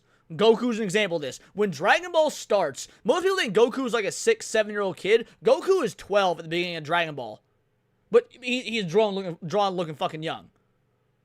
This doesn't even look like how anime draws children. If this looks like a 10-year-old... Matt Walsh is in the Like chat. any Damn. sort of a real child, you are projecting... Do these people not know that women come in all shapes and sizes? Which they shouldn't, by the way. Women shouldn't come in all shapes and sizes. They should come in like a variety of like 3 or 4 shapes and sizes. Like there is a cutoff point where like women shouldn't come in this size anymore. What is this? This is so stupid. Ozempic was the Grim Reaper of the body positivity movement. So hard, it's actually insane. Here's some... Yes, Goku's 12 at the beginning of Dragon Ball. Naruto's 11 at the beginning of Naruto. So, like, in the in-lore universe reason for it is because Saiyans, because they retain their youth, they stay looking really young until about 15 years old, and then they have a growth spurt. Which is why Goten and Trunks looking young even in Super isn't actually lore-breaking or a problem. Saiyans stay looking like they're in their single digits until they hit about 15. More, this person saying, get my wife's name out of your mouth, you tourist predator. Again, the self-owns are insane. You're calling someone a predator for liking this character, and then you call it your wife. Make it make sense. And then, speaking of tourist, you have a Dragon Ball profile picture. Do we need to remind you some of the early seasons of Dragon Ball where there was content that was way, way more extreme than this, that if you... Okay, shut the fuck up, Rev. It was not way more extreme. Roshi getting to see fucking Bulma's pussy or whatnot when you as the viewer don't see anything is not way more extreme. It's a fucking visual gag. I agree with his premise, but throwing Dragon Ball under the bus like it's more extreme and making it sound worse because this person's a fucking moron, that don't work. Consumed that or someone else consumed it, person like this would consider it very problematic. But let's continue. Another form of just... They're talking about Goku taking his clothes. The manga... Yeah. Well, did the manga show her pussy? I know it showed her ass. I don't remember it showing her pussy. I remember it showing her ass. And even if it did, since it's done for a fucking gag, I still wouldn't call that quote-unquote extreme. Well, no, I'm not saying he was condemning it, Dex. It was a hairless shot like they usually do, legs closed kind of thing. Oh, gotcha. Okay, that makes sense. I'm not saying he was condemning it. I'm saying the use of the word extreme has an inherent negative connotation, and what Dragon Ball does is nowhere near what they would say is extreme. Yeah, it does show her tits. That's true. Extreme for today's standards. And see, I don't adhere to that bullshit. Like, the whole, today's standards. Even by today's standards. Bro, we live in a world where you can go on Steam and you can get games called Sex with Hitler, and it's Hitler literally showed full-on penetration into, waifus' assholes. That's extreme. A still image of Bulma's fucking tits, or even if it is a pussy or whatnot, is it extreme by any stretch? Insane lack of self-awareness. This person saying, where in the ditty is this ideal? And this person says, saying that with a Monogatari profile picture is crazy work. And this person says, what are you even trying to prove? That entire series has multiple characters with a build like Frieren. In fact, probably even more towards that direction. And that series is incredibly lewd. And it's your profile picture while you're calling people ditty for liking something even more tame than what you're dedicating your profile picture to. Dude, these people are just retarded. They're just retarded. Like honestly, is that why they wanted to... Guys, is that why they wanted to suppress the word retarded? They didn't want anyone to say retarded anymore because it's like the perfect word to describe them? Well, the reason they don't want you to say retarded is because, let's be real. Ain't nobody ever called an actual retard a retard. I went to school with some Downsy kids, right? I went to school with some extra chromosome motherfuckers. Nobody ever called them retarded to their face. We always just use it for people acting like fucking fools. And it's such a great word. It's such a great word. Is that why? I just say it all the time It's now. I don't insane. give a shit anymore. And all these people with their obsession with Epstein is crazy. Epstein or Diddy or whatever. I mean, this one right here, who has this saved to their phone? That's absolutely deranged behavior. But guess what? 43,000 likes. These people are off their rocker, dude. That's true. That's weird. Here's another insane form of projection. It's not even like a good meme, you know? Like if you look at it, it's not even that funny. Like, is it? Oh, it might not be that funny in this context. But if you was to redraw this as a JoJo stand, imagine Golden Jeffrey Epstein, but as a JoJo stand, now that would be fucking fire. It's like, this is like ranked rewards logic, right? It's just like, let's just take the weapon and make it gold and give it as a reward. I'll make everyone feel good. Yeah, instead of Zawardo, it'd be Zapedo. Yeah, exactly. People are off It's their so rocker, bad. dude. Here's another insane form of projection. Looks like a child animated. Looks like they're supposed to be 10. You're It's a weird. FNAF You're meme. creep. Ew, gross. What's wrong with these people? It's still awful.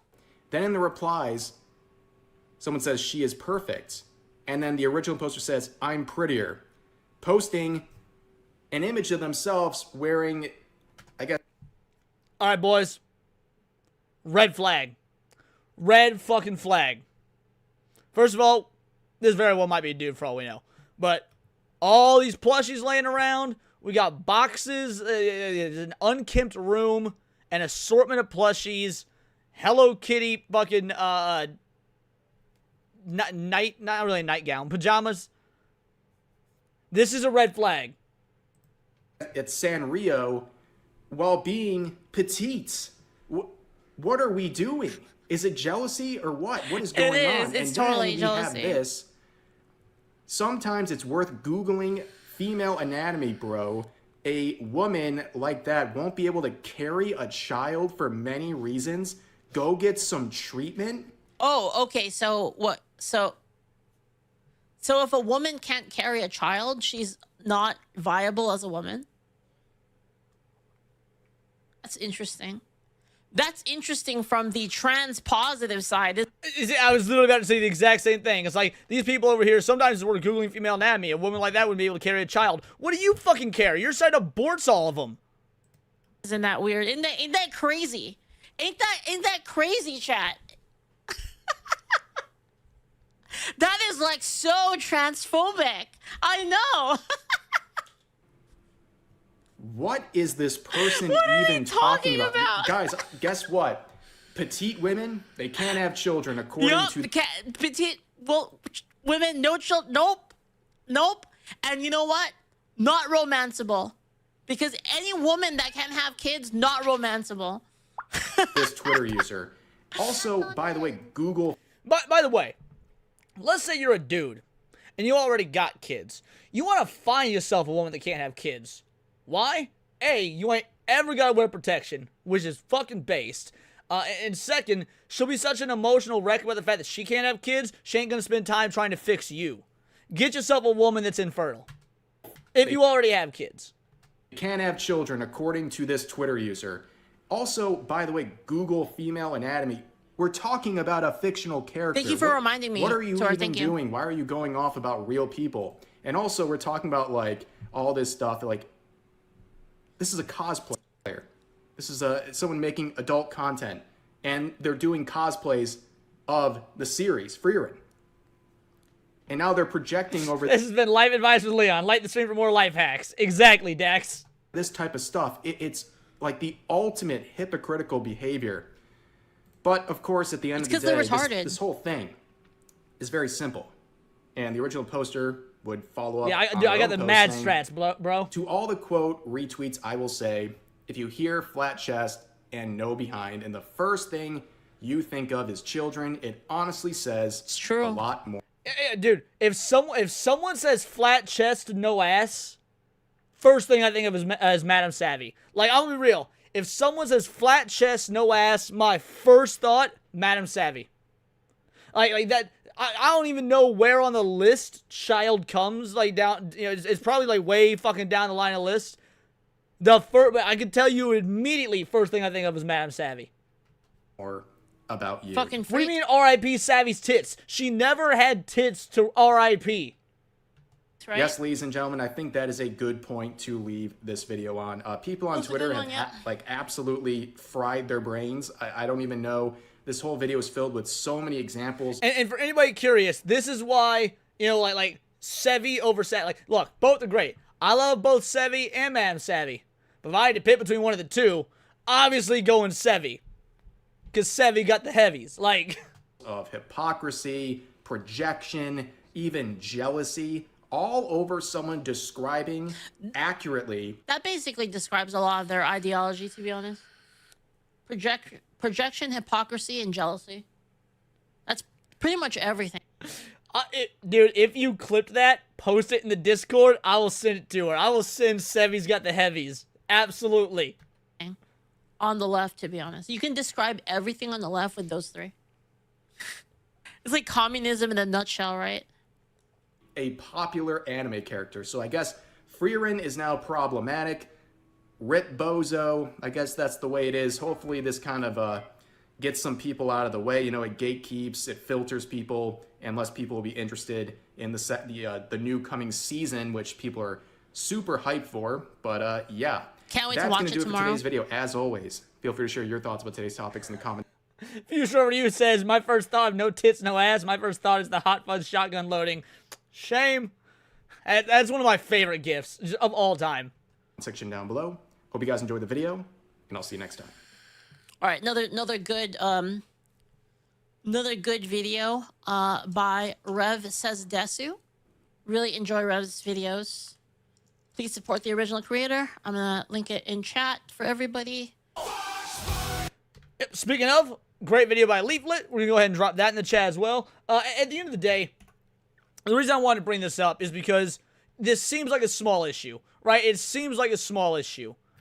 But when you see localizers making these changes, when you see them making these alterations, when you see things like this right here, Absolute Insanity in 2009, you can put your only African main character in the costume and game set in Africa, and everyone on that dev team nodded their head and said this will age great, and it get 15,000 likes. These people are a cancer. Like these people, they have sway on the industry. They have an actual effect. Japan thinks this is the norm. Japan thinks that this is what America wants. When you hear Toshihiro Ito, or whatever his first name is, say that America is more PC than Japan, when you see how Leon is being treated in Resident Evil 6 compared to how Grace is, when you hear that the dev team from Capcom themselves say they designed Leon with females in mind, meanwhile you got Grace looking the way she looks, and you see how there's no more sexy outfits as alternate outfits in the Resident Evil game, these people have control. These people have sway. So I will never stop talking about them, never stop putting them under a microscope, because these are the same people that will call you a pedophile. The worst fucking thing you could imaginably be called. Like Barda, I cannot think of an insult that is worse. You can call me racist, you can call me sexist, you can call me homophobic, you can call me transphobic. All true. All true. You start throwing out fucking pedophile, dude, them's fucking fighting words. And this is what these people unironically think about you. When then they're subbing to people like Vosh, who got motherfucking horsecock all up and down his timeline. Right? When you get these leftist streamers, you got people like Destiny being, a huge leftist streamer, actually being accused with what seems to be some level of credibility of actually, at least harboring these abusive thoughts about children. So yeah, never stop calling these motherfuckers out. Ever. Even if it seems just like a useless, like, oh, they're just doing this, it's something that's happening on X, it'll go away. Yeah, them talking about Frieren in this manner may go away when the new flavor of the week, virtue signal happens in 2 weeks from now, but the mentality doesn't change. Alrighty. But speaking of the mentality not changing,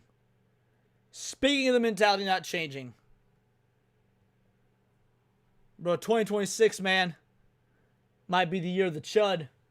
When it comes to gaming, might be the year of the chud. Let's go! Because, this is a game that's coming out this year called Knight's Path. And, that looks pretty cool, right? It looks like interesting medieval-style combat. It's not actually set in the Middle Ages, or it is, but, it's in the High Middle Ages, and there are minor fantasy elements, so it's not, strictly realistic.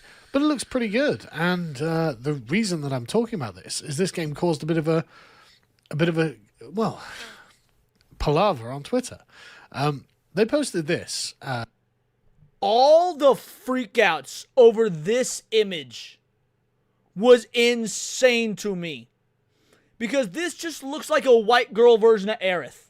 Look at Final Fantasy Remake Aerith, right? And I'm not capping with the Final Fantasy Remake games, so they suck.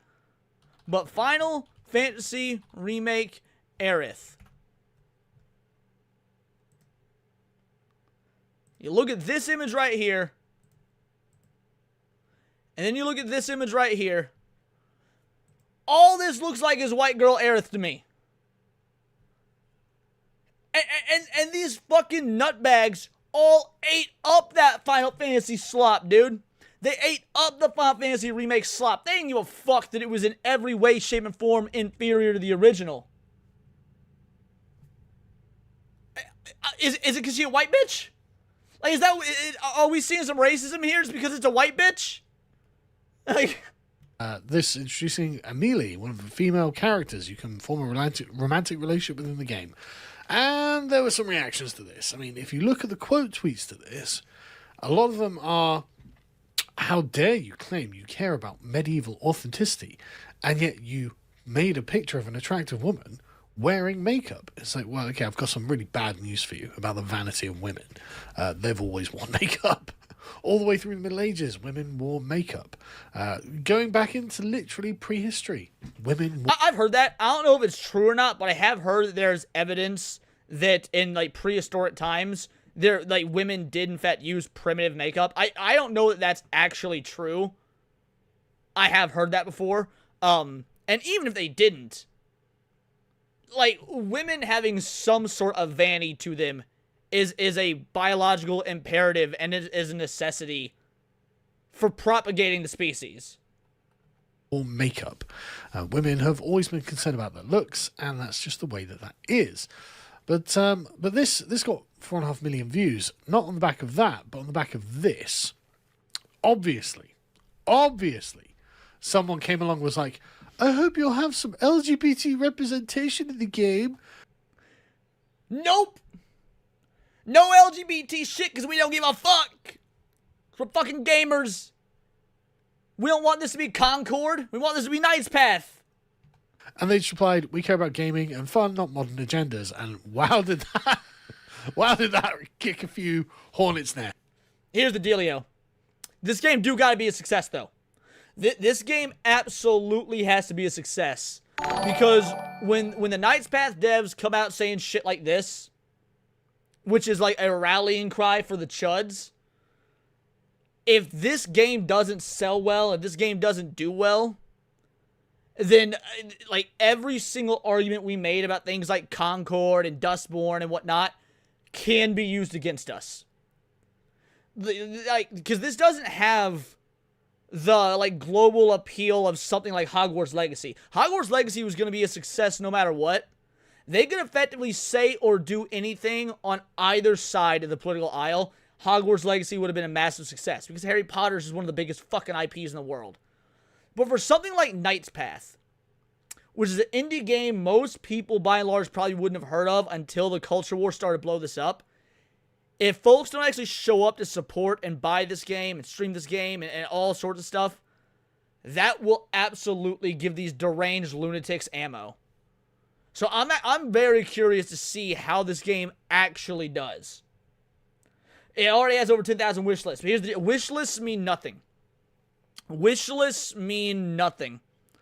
Like shit. I've got shit in my bookmarks that I've not deleted from fucking 2 years ago on X that I've never actually used on stream or anything. I've got games wishlisted on Steam that have been wishlisted for ages that I've never actually sat down and fucking bought. Think of it like a Facebook group. When Facebook, or a Facebook event, I should say, when they asked you to RSVP, 100,000, whatever, 100,000. When someone makes a Facebook group and they say to the RSVP, like the Area 51, let's storm Area 51 is a great example. When you had the RSVP for storming Area 51 and it had like 1 million people RSVP, like 50 motherfuckers showed up. Bro, people just be RSVPing for shit and they be wishlist shit. It don't mean a damn thing, guys. Hypnosis wishlisting doesn't necessarily mean nothing. When you wishlist a game, you'll get an email notification and multiple reminders that a game you wishlist is available for sale now. So I'm not saying it means nothing literally. I'm being hyperbolic. But it means very little. It means very little. Because I get email reminders, shit like that. And you want to know what I do? Click, delete. I wishlisted it because when Steam sales happen, this is the only time I actually use my wishlist. Well, there's 2 reasons. I have shit on my wish list because you guys are fucking amazing and you gift games, and that's awesome. And like, it's a very easy way for me to show you guys the shit that I'm interested in. So that's you know, one reason. And I just want to say thank you for that. I truly appreciate it. But the main thing I wish list for is for when a Steam sale does roll around, I can just go to my wish list and see what's on sale. I don't have to try and remember it. Like, very rarely do I wish list a game that I want on day one. Because if it's a game I want on day one, I ain't got to wish list it. I know I fucking want that shit. Right? I know I want that shit. It's a day oneer for me, which is very, very rare in these modern times. But the point is, I get an email for something on my wish list, click, delete. Most folk, again, we just look at the stats for this. Look at Facebook RSVPs and shit. When you got 1 million people, so I'm not saying 100,000 is nothing. My overall point is that just because something got 100,000 wish lists on Steam does not guarantee it will be a success. That's my point. 100,000 wish lists on Steam does not guarantee success. Doesn't guarantee failure either. All I'm saying is that until we actually see some numbers, until we see some numbers sold once it release, is what I specifically mean, we're not going to know one way or the other. So this game has to succeed. It's a pre-step to a potential sale, whether released in the future, so that's a plus at least. But yeah, it's not exactly. That's what I'm saying, Hypno. It's not a wish lists are not guaranteed sales. Exactly. Earlier we had super chat Mervoth for a 2-banger. App that can't be said you were on. Sent you the clip. App that can't be said you were on. Sent you the clip. All right, I'll check that out later. Thanks, Mervoth. Appreciate you, homie. On the plus side, obviously there's Chud Twitter that's like, oh, based, great, okay, brilliant. So you're actually going to make a game that is fun and isn't about catering to a modern audience. You know, the ever fickle modern audiences that just don't seem to turn up for the things that are made expressly for them. A load of people got pissed off about this. Hip hop, exactly. I wish list anything that catches my eye. That does not mean I'll buy it. Right. Like I wish listed like 2 or 3 games last night that have been around since like 2021, 2022. I was watching a YouTube video on like atmosphere and horror games, and in that video, he brought up like 2 or 3 games I'd never even fucking heard of. So I wish listed them. That does not mean I'm going to buy them anytime soon. In fact, I'm likely going to hold off on them because if it's a horror game, I don't want to be spoiled and whatnot. So I want time for that video to fade from my memory so that I can be like re-surprised when I get the games or whatever. So yeah, a wish list is just effectively to remind myself some shit later. Like, and this caused a great amount of pushback. Obviously, people tried to get them cancelled. People tried to get the game removed from Steam, blah, blah, blah, blah, right? Obviously, all that happened, but they didn't get cancelled because they've done nothing wrong, right? They're not actually obliged to put LGBT representation. Well, they didn't get canceled because you can't cancel people in modern day. There's no such thing as canceling someone in 2026. Like, yeah, you can try. And don't get me wrong. People that, like, do some absolutely, like, egregious shit, like, you know, caught with actual pedophilic material or whatever, like, they'll get canceled. But by and large, canceling ain't a fucking thing in 2026. In the game. They don't have to do anything. They can just make the game they want to make. It's nice to see how far we've come, isn't it? But anyway, this got them 100,000 wish lists in just 16 days on their Steam page. So it's been very good for them, and they have taken being in the eye of the storm well.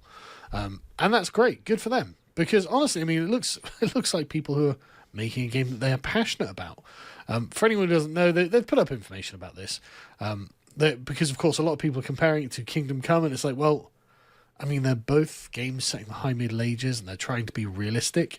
So I guess they would look fairly similar if they're just... And this is set in historical Germany, whereas Kingdom Come is set in, was it Bohemia? The Czech Republic, I think it is now. So, yeah, they're going to look relatively similar, but that's fine. They're allowed to do that. They say, look, it's not historical, but grounded fantasy setting in the Holy Roman Empire. So there are fantasy elements, but they've tried to base these on the kind of dude. So this is a game that, like, I'll probably try this out, but that's one of the things that doesn't appeal to me. And it's fine that it doesn't appeal to me, because, again, this doesn't have to appeal to everybody. I prefer high fantasy to low fantasy. Now, I'm not a huge fantasy guy in general. I much prefer sci-fi, but I like fantasy. But I prefer high fantasy over low fantasy. So when I see this as low fantasy, I'm like, you know, I put it on my wish list. I'll check it out when it comes out, but it's not going to be a priority buy for me. And it's got nothing to do with the culture war aspect or anything. I like high fantasy more than low fantasy, and I like sci-fi more than any fantasy. So it doesn't rate super high on my priority list until I see something that's like, oh man, this is a must-have. You would find in medieval manuscripts. when they have like oversized snails and stuff like this. So it's okay, cute, fun, and rare apparently in the game. So that's all well and good. And so we've got the Chud game that the Chuds are already overwhelmingly supporting. And then in the other corner, we've got another game called... I can't read that because...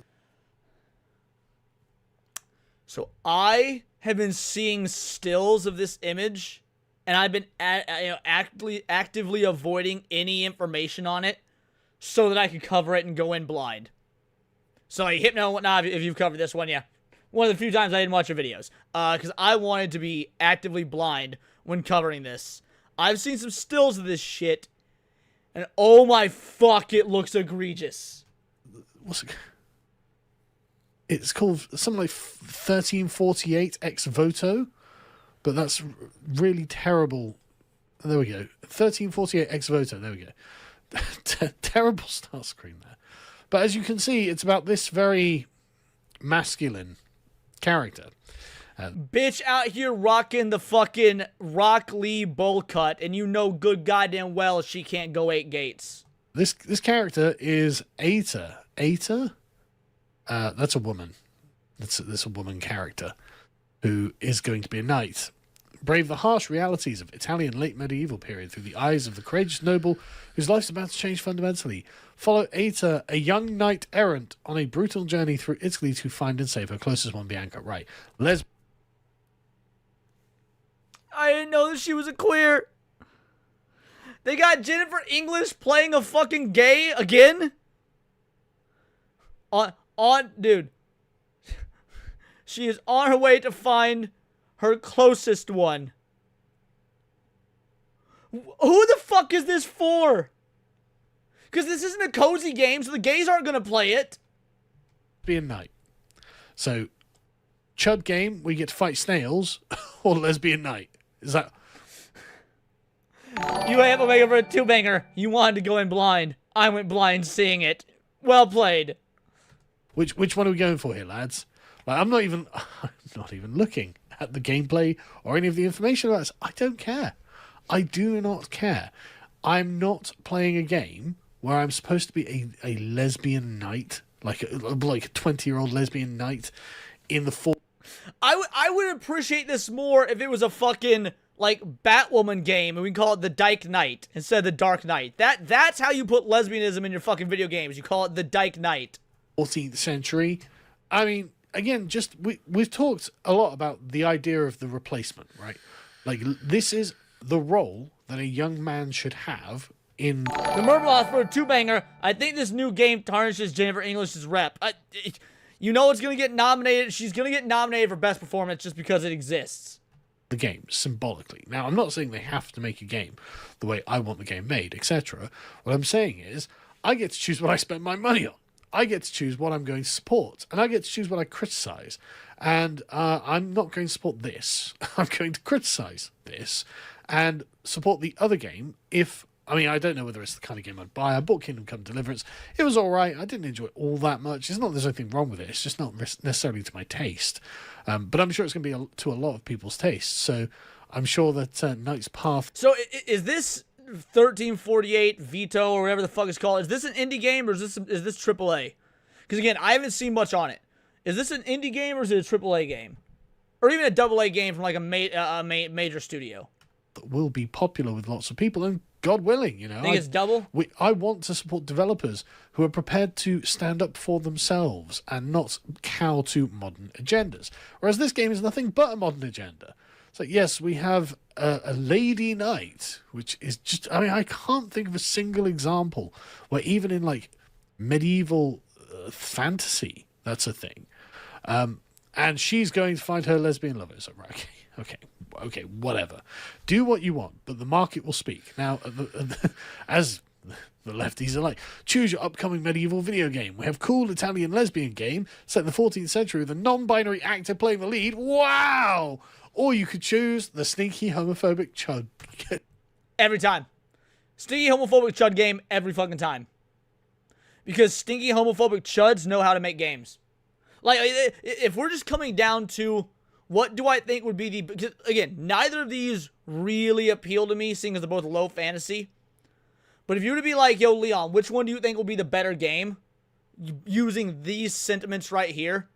Stinky homophobic chud game every time, because stinky homophobic chuds are the ones that actually give a fuck about learning to code and making video games like proper and playable, and because they've been obsessed with it since they were getting made fun of in the 3rd fucking grade.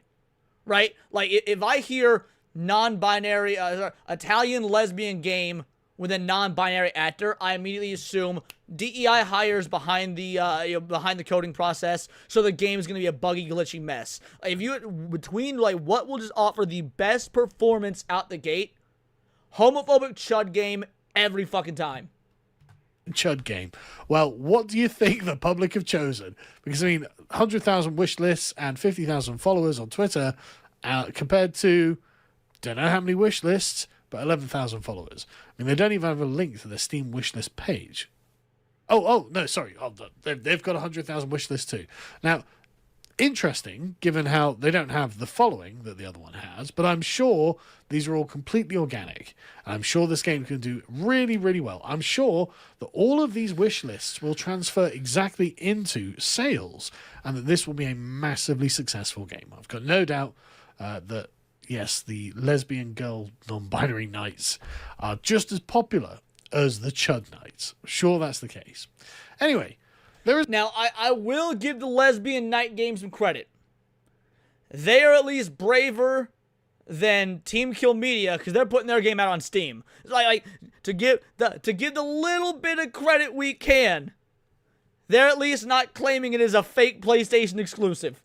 There's also another medieval game that's coming out, and that's Fable 3, I think it is, or Fable 4. I've never been a fan of the Fable games, really. I've seen them played, but as you can see here, Fable will have mockumentary-style cutscenes in the full game, as if... I didn't know if this was real or a gag. Like, I bookmarked this to watch later, and then I saw it in the showcase. It was like, oh my fuck. It's The Office. It's like, oh, what are you doing? Okay, that's cringe. And it really is like, you know, these Office cutaways are inspired from the It Crowd and Peep Show and stuff like that. It's like... even if everything that I had said on Saturday Night Hypnosis about the Fable shit... This didn't even come up, by the way. When we were talking about the Fable shit, this didn't even come up. But even if everything else about the Fable game were on track to play and be like Fable, this would disqualify for being a buy for me. Exactly, Mervon says that'll be a note for me, dog. This alone is so insulting that I would not buy it based on principle. Okay, alright, but, I mean, aside from the fact that Fable looks, I mean, it looks very much made for modern audiences, which is why it's got the actors in it that you'd recognise. Like, this is 100% made for modern audiences. They've decided that they've decided to just jettison what it is that made Fable Fable. Because in Fable, like I said, I'm not a huge fan, but I am aware that the choices you make in the game have ramifications, and they make you evil or good. So if you continually do good things, you become like, you know, glowing and good. If you do evil things, you look evil and and like horrible. Which is great, because like, think about this like real life. You ever seen a broad? Like this is for my dudes out there, and women, you can answer this too in reverse. I don't know if it works in reverse, believe it or not. I'm not a fucking woman. But like, you ever seen a broad that you're like, God damn, she a smoke show. She fine. She a hottie with a body.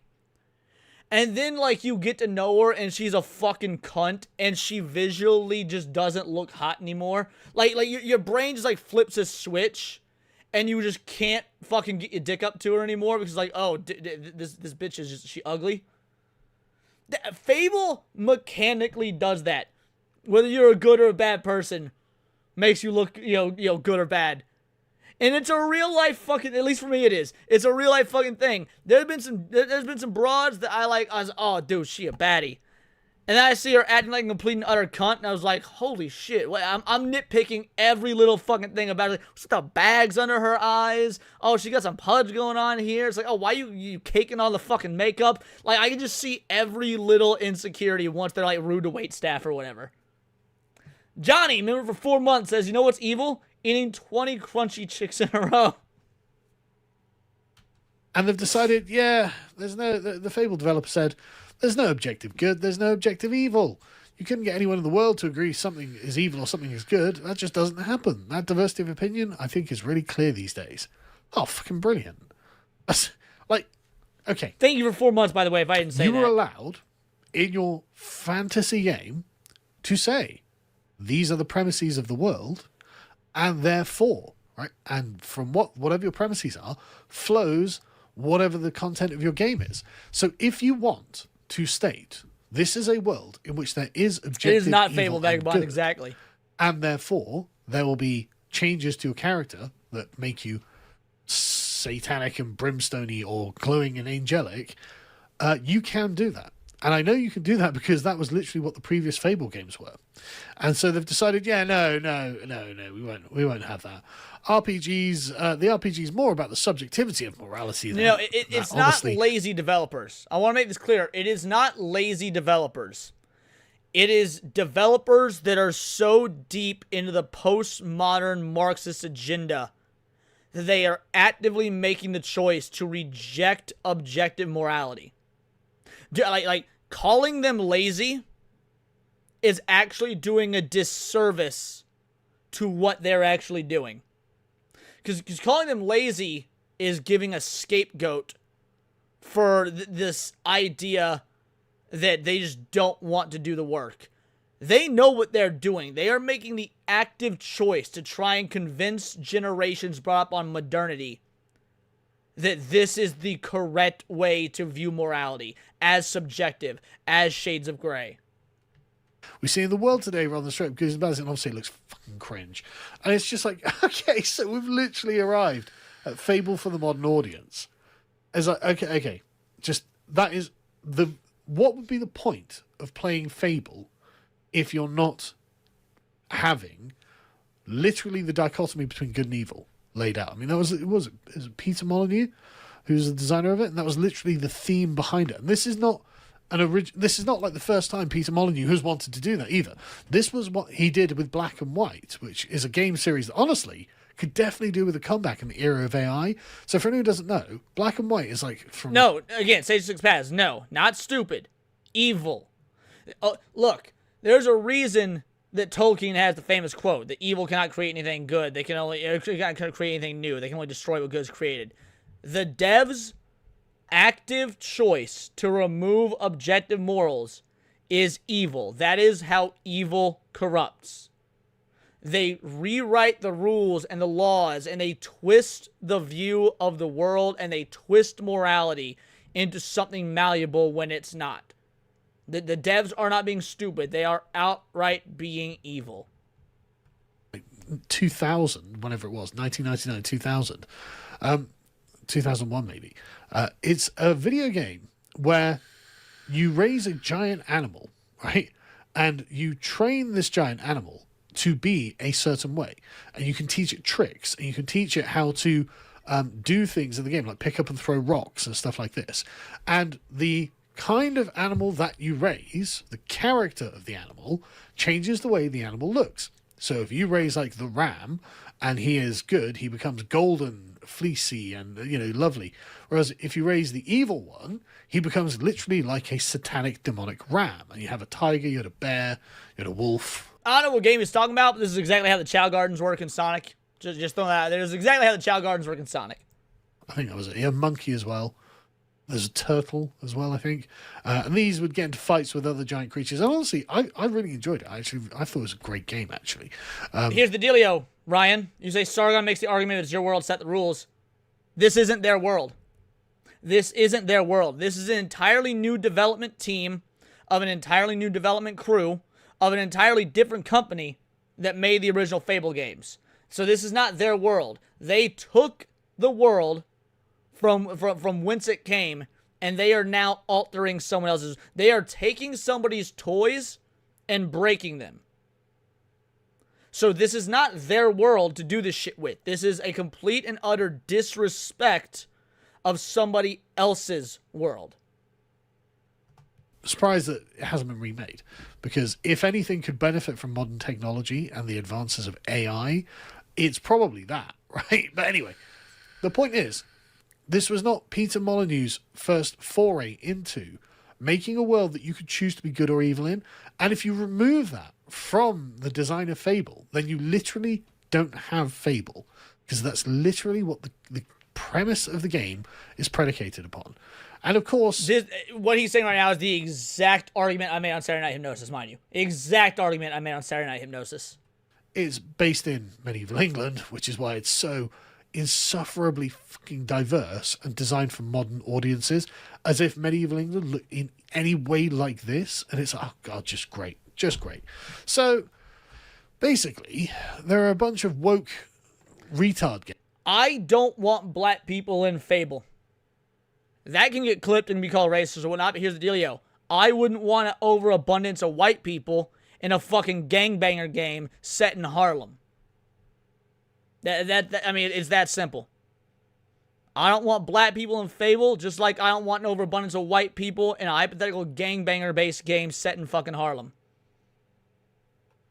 Games that are coming out that literally are here to replace you, that are literally here to make sure you are not the main character of history, to make sure that you are replaced literally by women and minorities, or you can go and wishlist the Stinky Chud game that's like, yeah, we care about gaming. We're not having any of this modern agenda. We're doing something good. So, you know, all I'm saying is make your choice wisely. By the way, there were a bunch of comments on the last video saying, oh, I'm in America. I can't order Islander anymore. Is it sold out? And the answer was yes. Will be there were black people in the original Fable game. So I'm obviously being hyperbolic. Like, when I say I don't want black people in Fable, I can't believe I feel the need to fucking explain this, but since you made that comment, I'll explain. Obviously, I'm not saying zero black people at all. What I'm saying is the world should not be this diverse melting pot. If there's going to be minority race-based characters, they should be just that, minority. Like, that's obviously what I was stating. Except, I spoke to the chaps on the back end, and they said, well, we always keep a certain amount of stock in case of emergency, basically, in case, you know, someone's was broken or whatever. We usually have that as quite a wide buffer, but everything seems to have gone quite well with the rollout of this. You know, we're not getting loads of emails of people saying, where's my delivery and stuff? You know, everything's going great. So they have increased the amount of stock that is available to the US. So there is now the ability to... Yeah, I saw Highguard came out. I might make a Highguard video later. I'm not going to cover Highguard in a stream. It might be tomorrow's video. I'm not entirely sure. I got a few options for what I can make a video on for tomorrow's video. But yeah, Highguard is... Something's fishy with that game. Add this to the cart if you're in America. So you can go and get your copy of Islander 5. I believe there are still Islander 5s in the other warehouses that we use for the UK, Europe, rest of the world. Again, I don't deal with the back end of it. Okay, I don't know. But apparently you can, but the stock is running low, so it will not be on sale for much longer. So do go and get your copy now. And yeah, that's that. I can't really argue with anything that Sargon had to say. This is... You've got Knight's Path coming out, and then you've got this Ex Voto, whatever the fuck it is. Look, Ex Voto, that one's not going to do well. That game is not going to... It might do, like, mediocre numbers. It might do some mediocre numbers. The real question is Knight's Path. Because I don't particularly see this game... I could be wrong, and I want to be wrong about this, mind you. But I don't see that game doing particularly well either. I feel like it got a lot of wish lists. It's only been live on Steam for like 2 weeks. In fact, what's the release date for it? Does it even have a set release date yet? Let me check. Let me check my wish list. See if I can find... See if it's got a release date. Knight's Path. Yeah, release date to be announced. So it doesn't even have a release date yet. It's only been on Steam for like 16 days. This is one of those games where, like, I feel like a lot of people wishlisted it because of the Culture War stuff. And then they're going to forget about it. And when the game initially drops, it's going to, finally drops, it's going to get, like, a middling response. There's nothing about the game, at least as of yet, beyond the online controversy, that leads me to believe this will be some just big, extravagant success story, like either for the indie game or for the chuds or anything like that. Look, I could be wrong. I hope I'm wrong. If they can ride the hype wave, more power to them, but I don't think it'll last them if the game takes years. Exactly. They don't have a release date. It just says release date to be announced. If you don't have a release date, this game could be coming out 2028, 2029. There's literally there's nothing to indicate that there's longevity behind this hype. But yeah, that's my thoughts. We're gonna get out of here. I'm gonna go over a little over 2 hours. We're gonna get out of here. Let's see who we're raiding into. Let's see. Let's see. Let me make sure that this is... Alright, watch later, so I can cover that on probably Tuesday. Don't go anywhere. We about to raid a motherfucker. Let's see who's live. We normally raid Nick. And we might raid Nick. We'll see. We normally raid Nick on Mondays. Yeah, let's go ahead and give Nick the raid. Let's give Nick the raid. Give my boy the raid. Type Vital Idol raid in the chat. He my homie. He's brilliant. He's a gym. I should be on tonight, but honestly, I haven't eaten dinner yet, and I need to cook myself some food. Thank you so much to everybody who donated. Y'all are absolute legends. I will see you guys tomorrow for Tinfoil Haters. We'll have a video coming out, of course. And until next time, it's all here in the Nerdosphere. This has been Words of Paradise. Go raid Nick!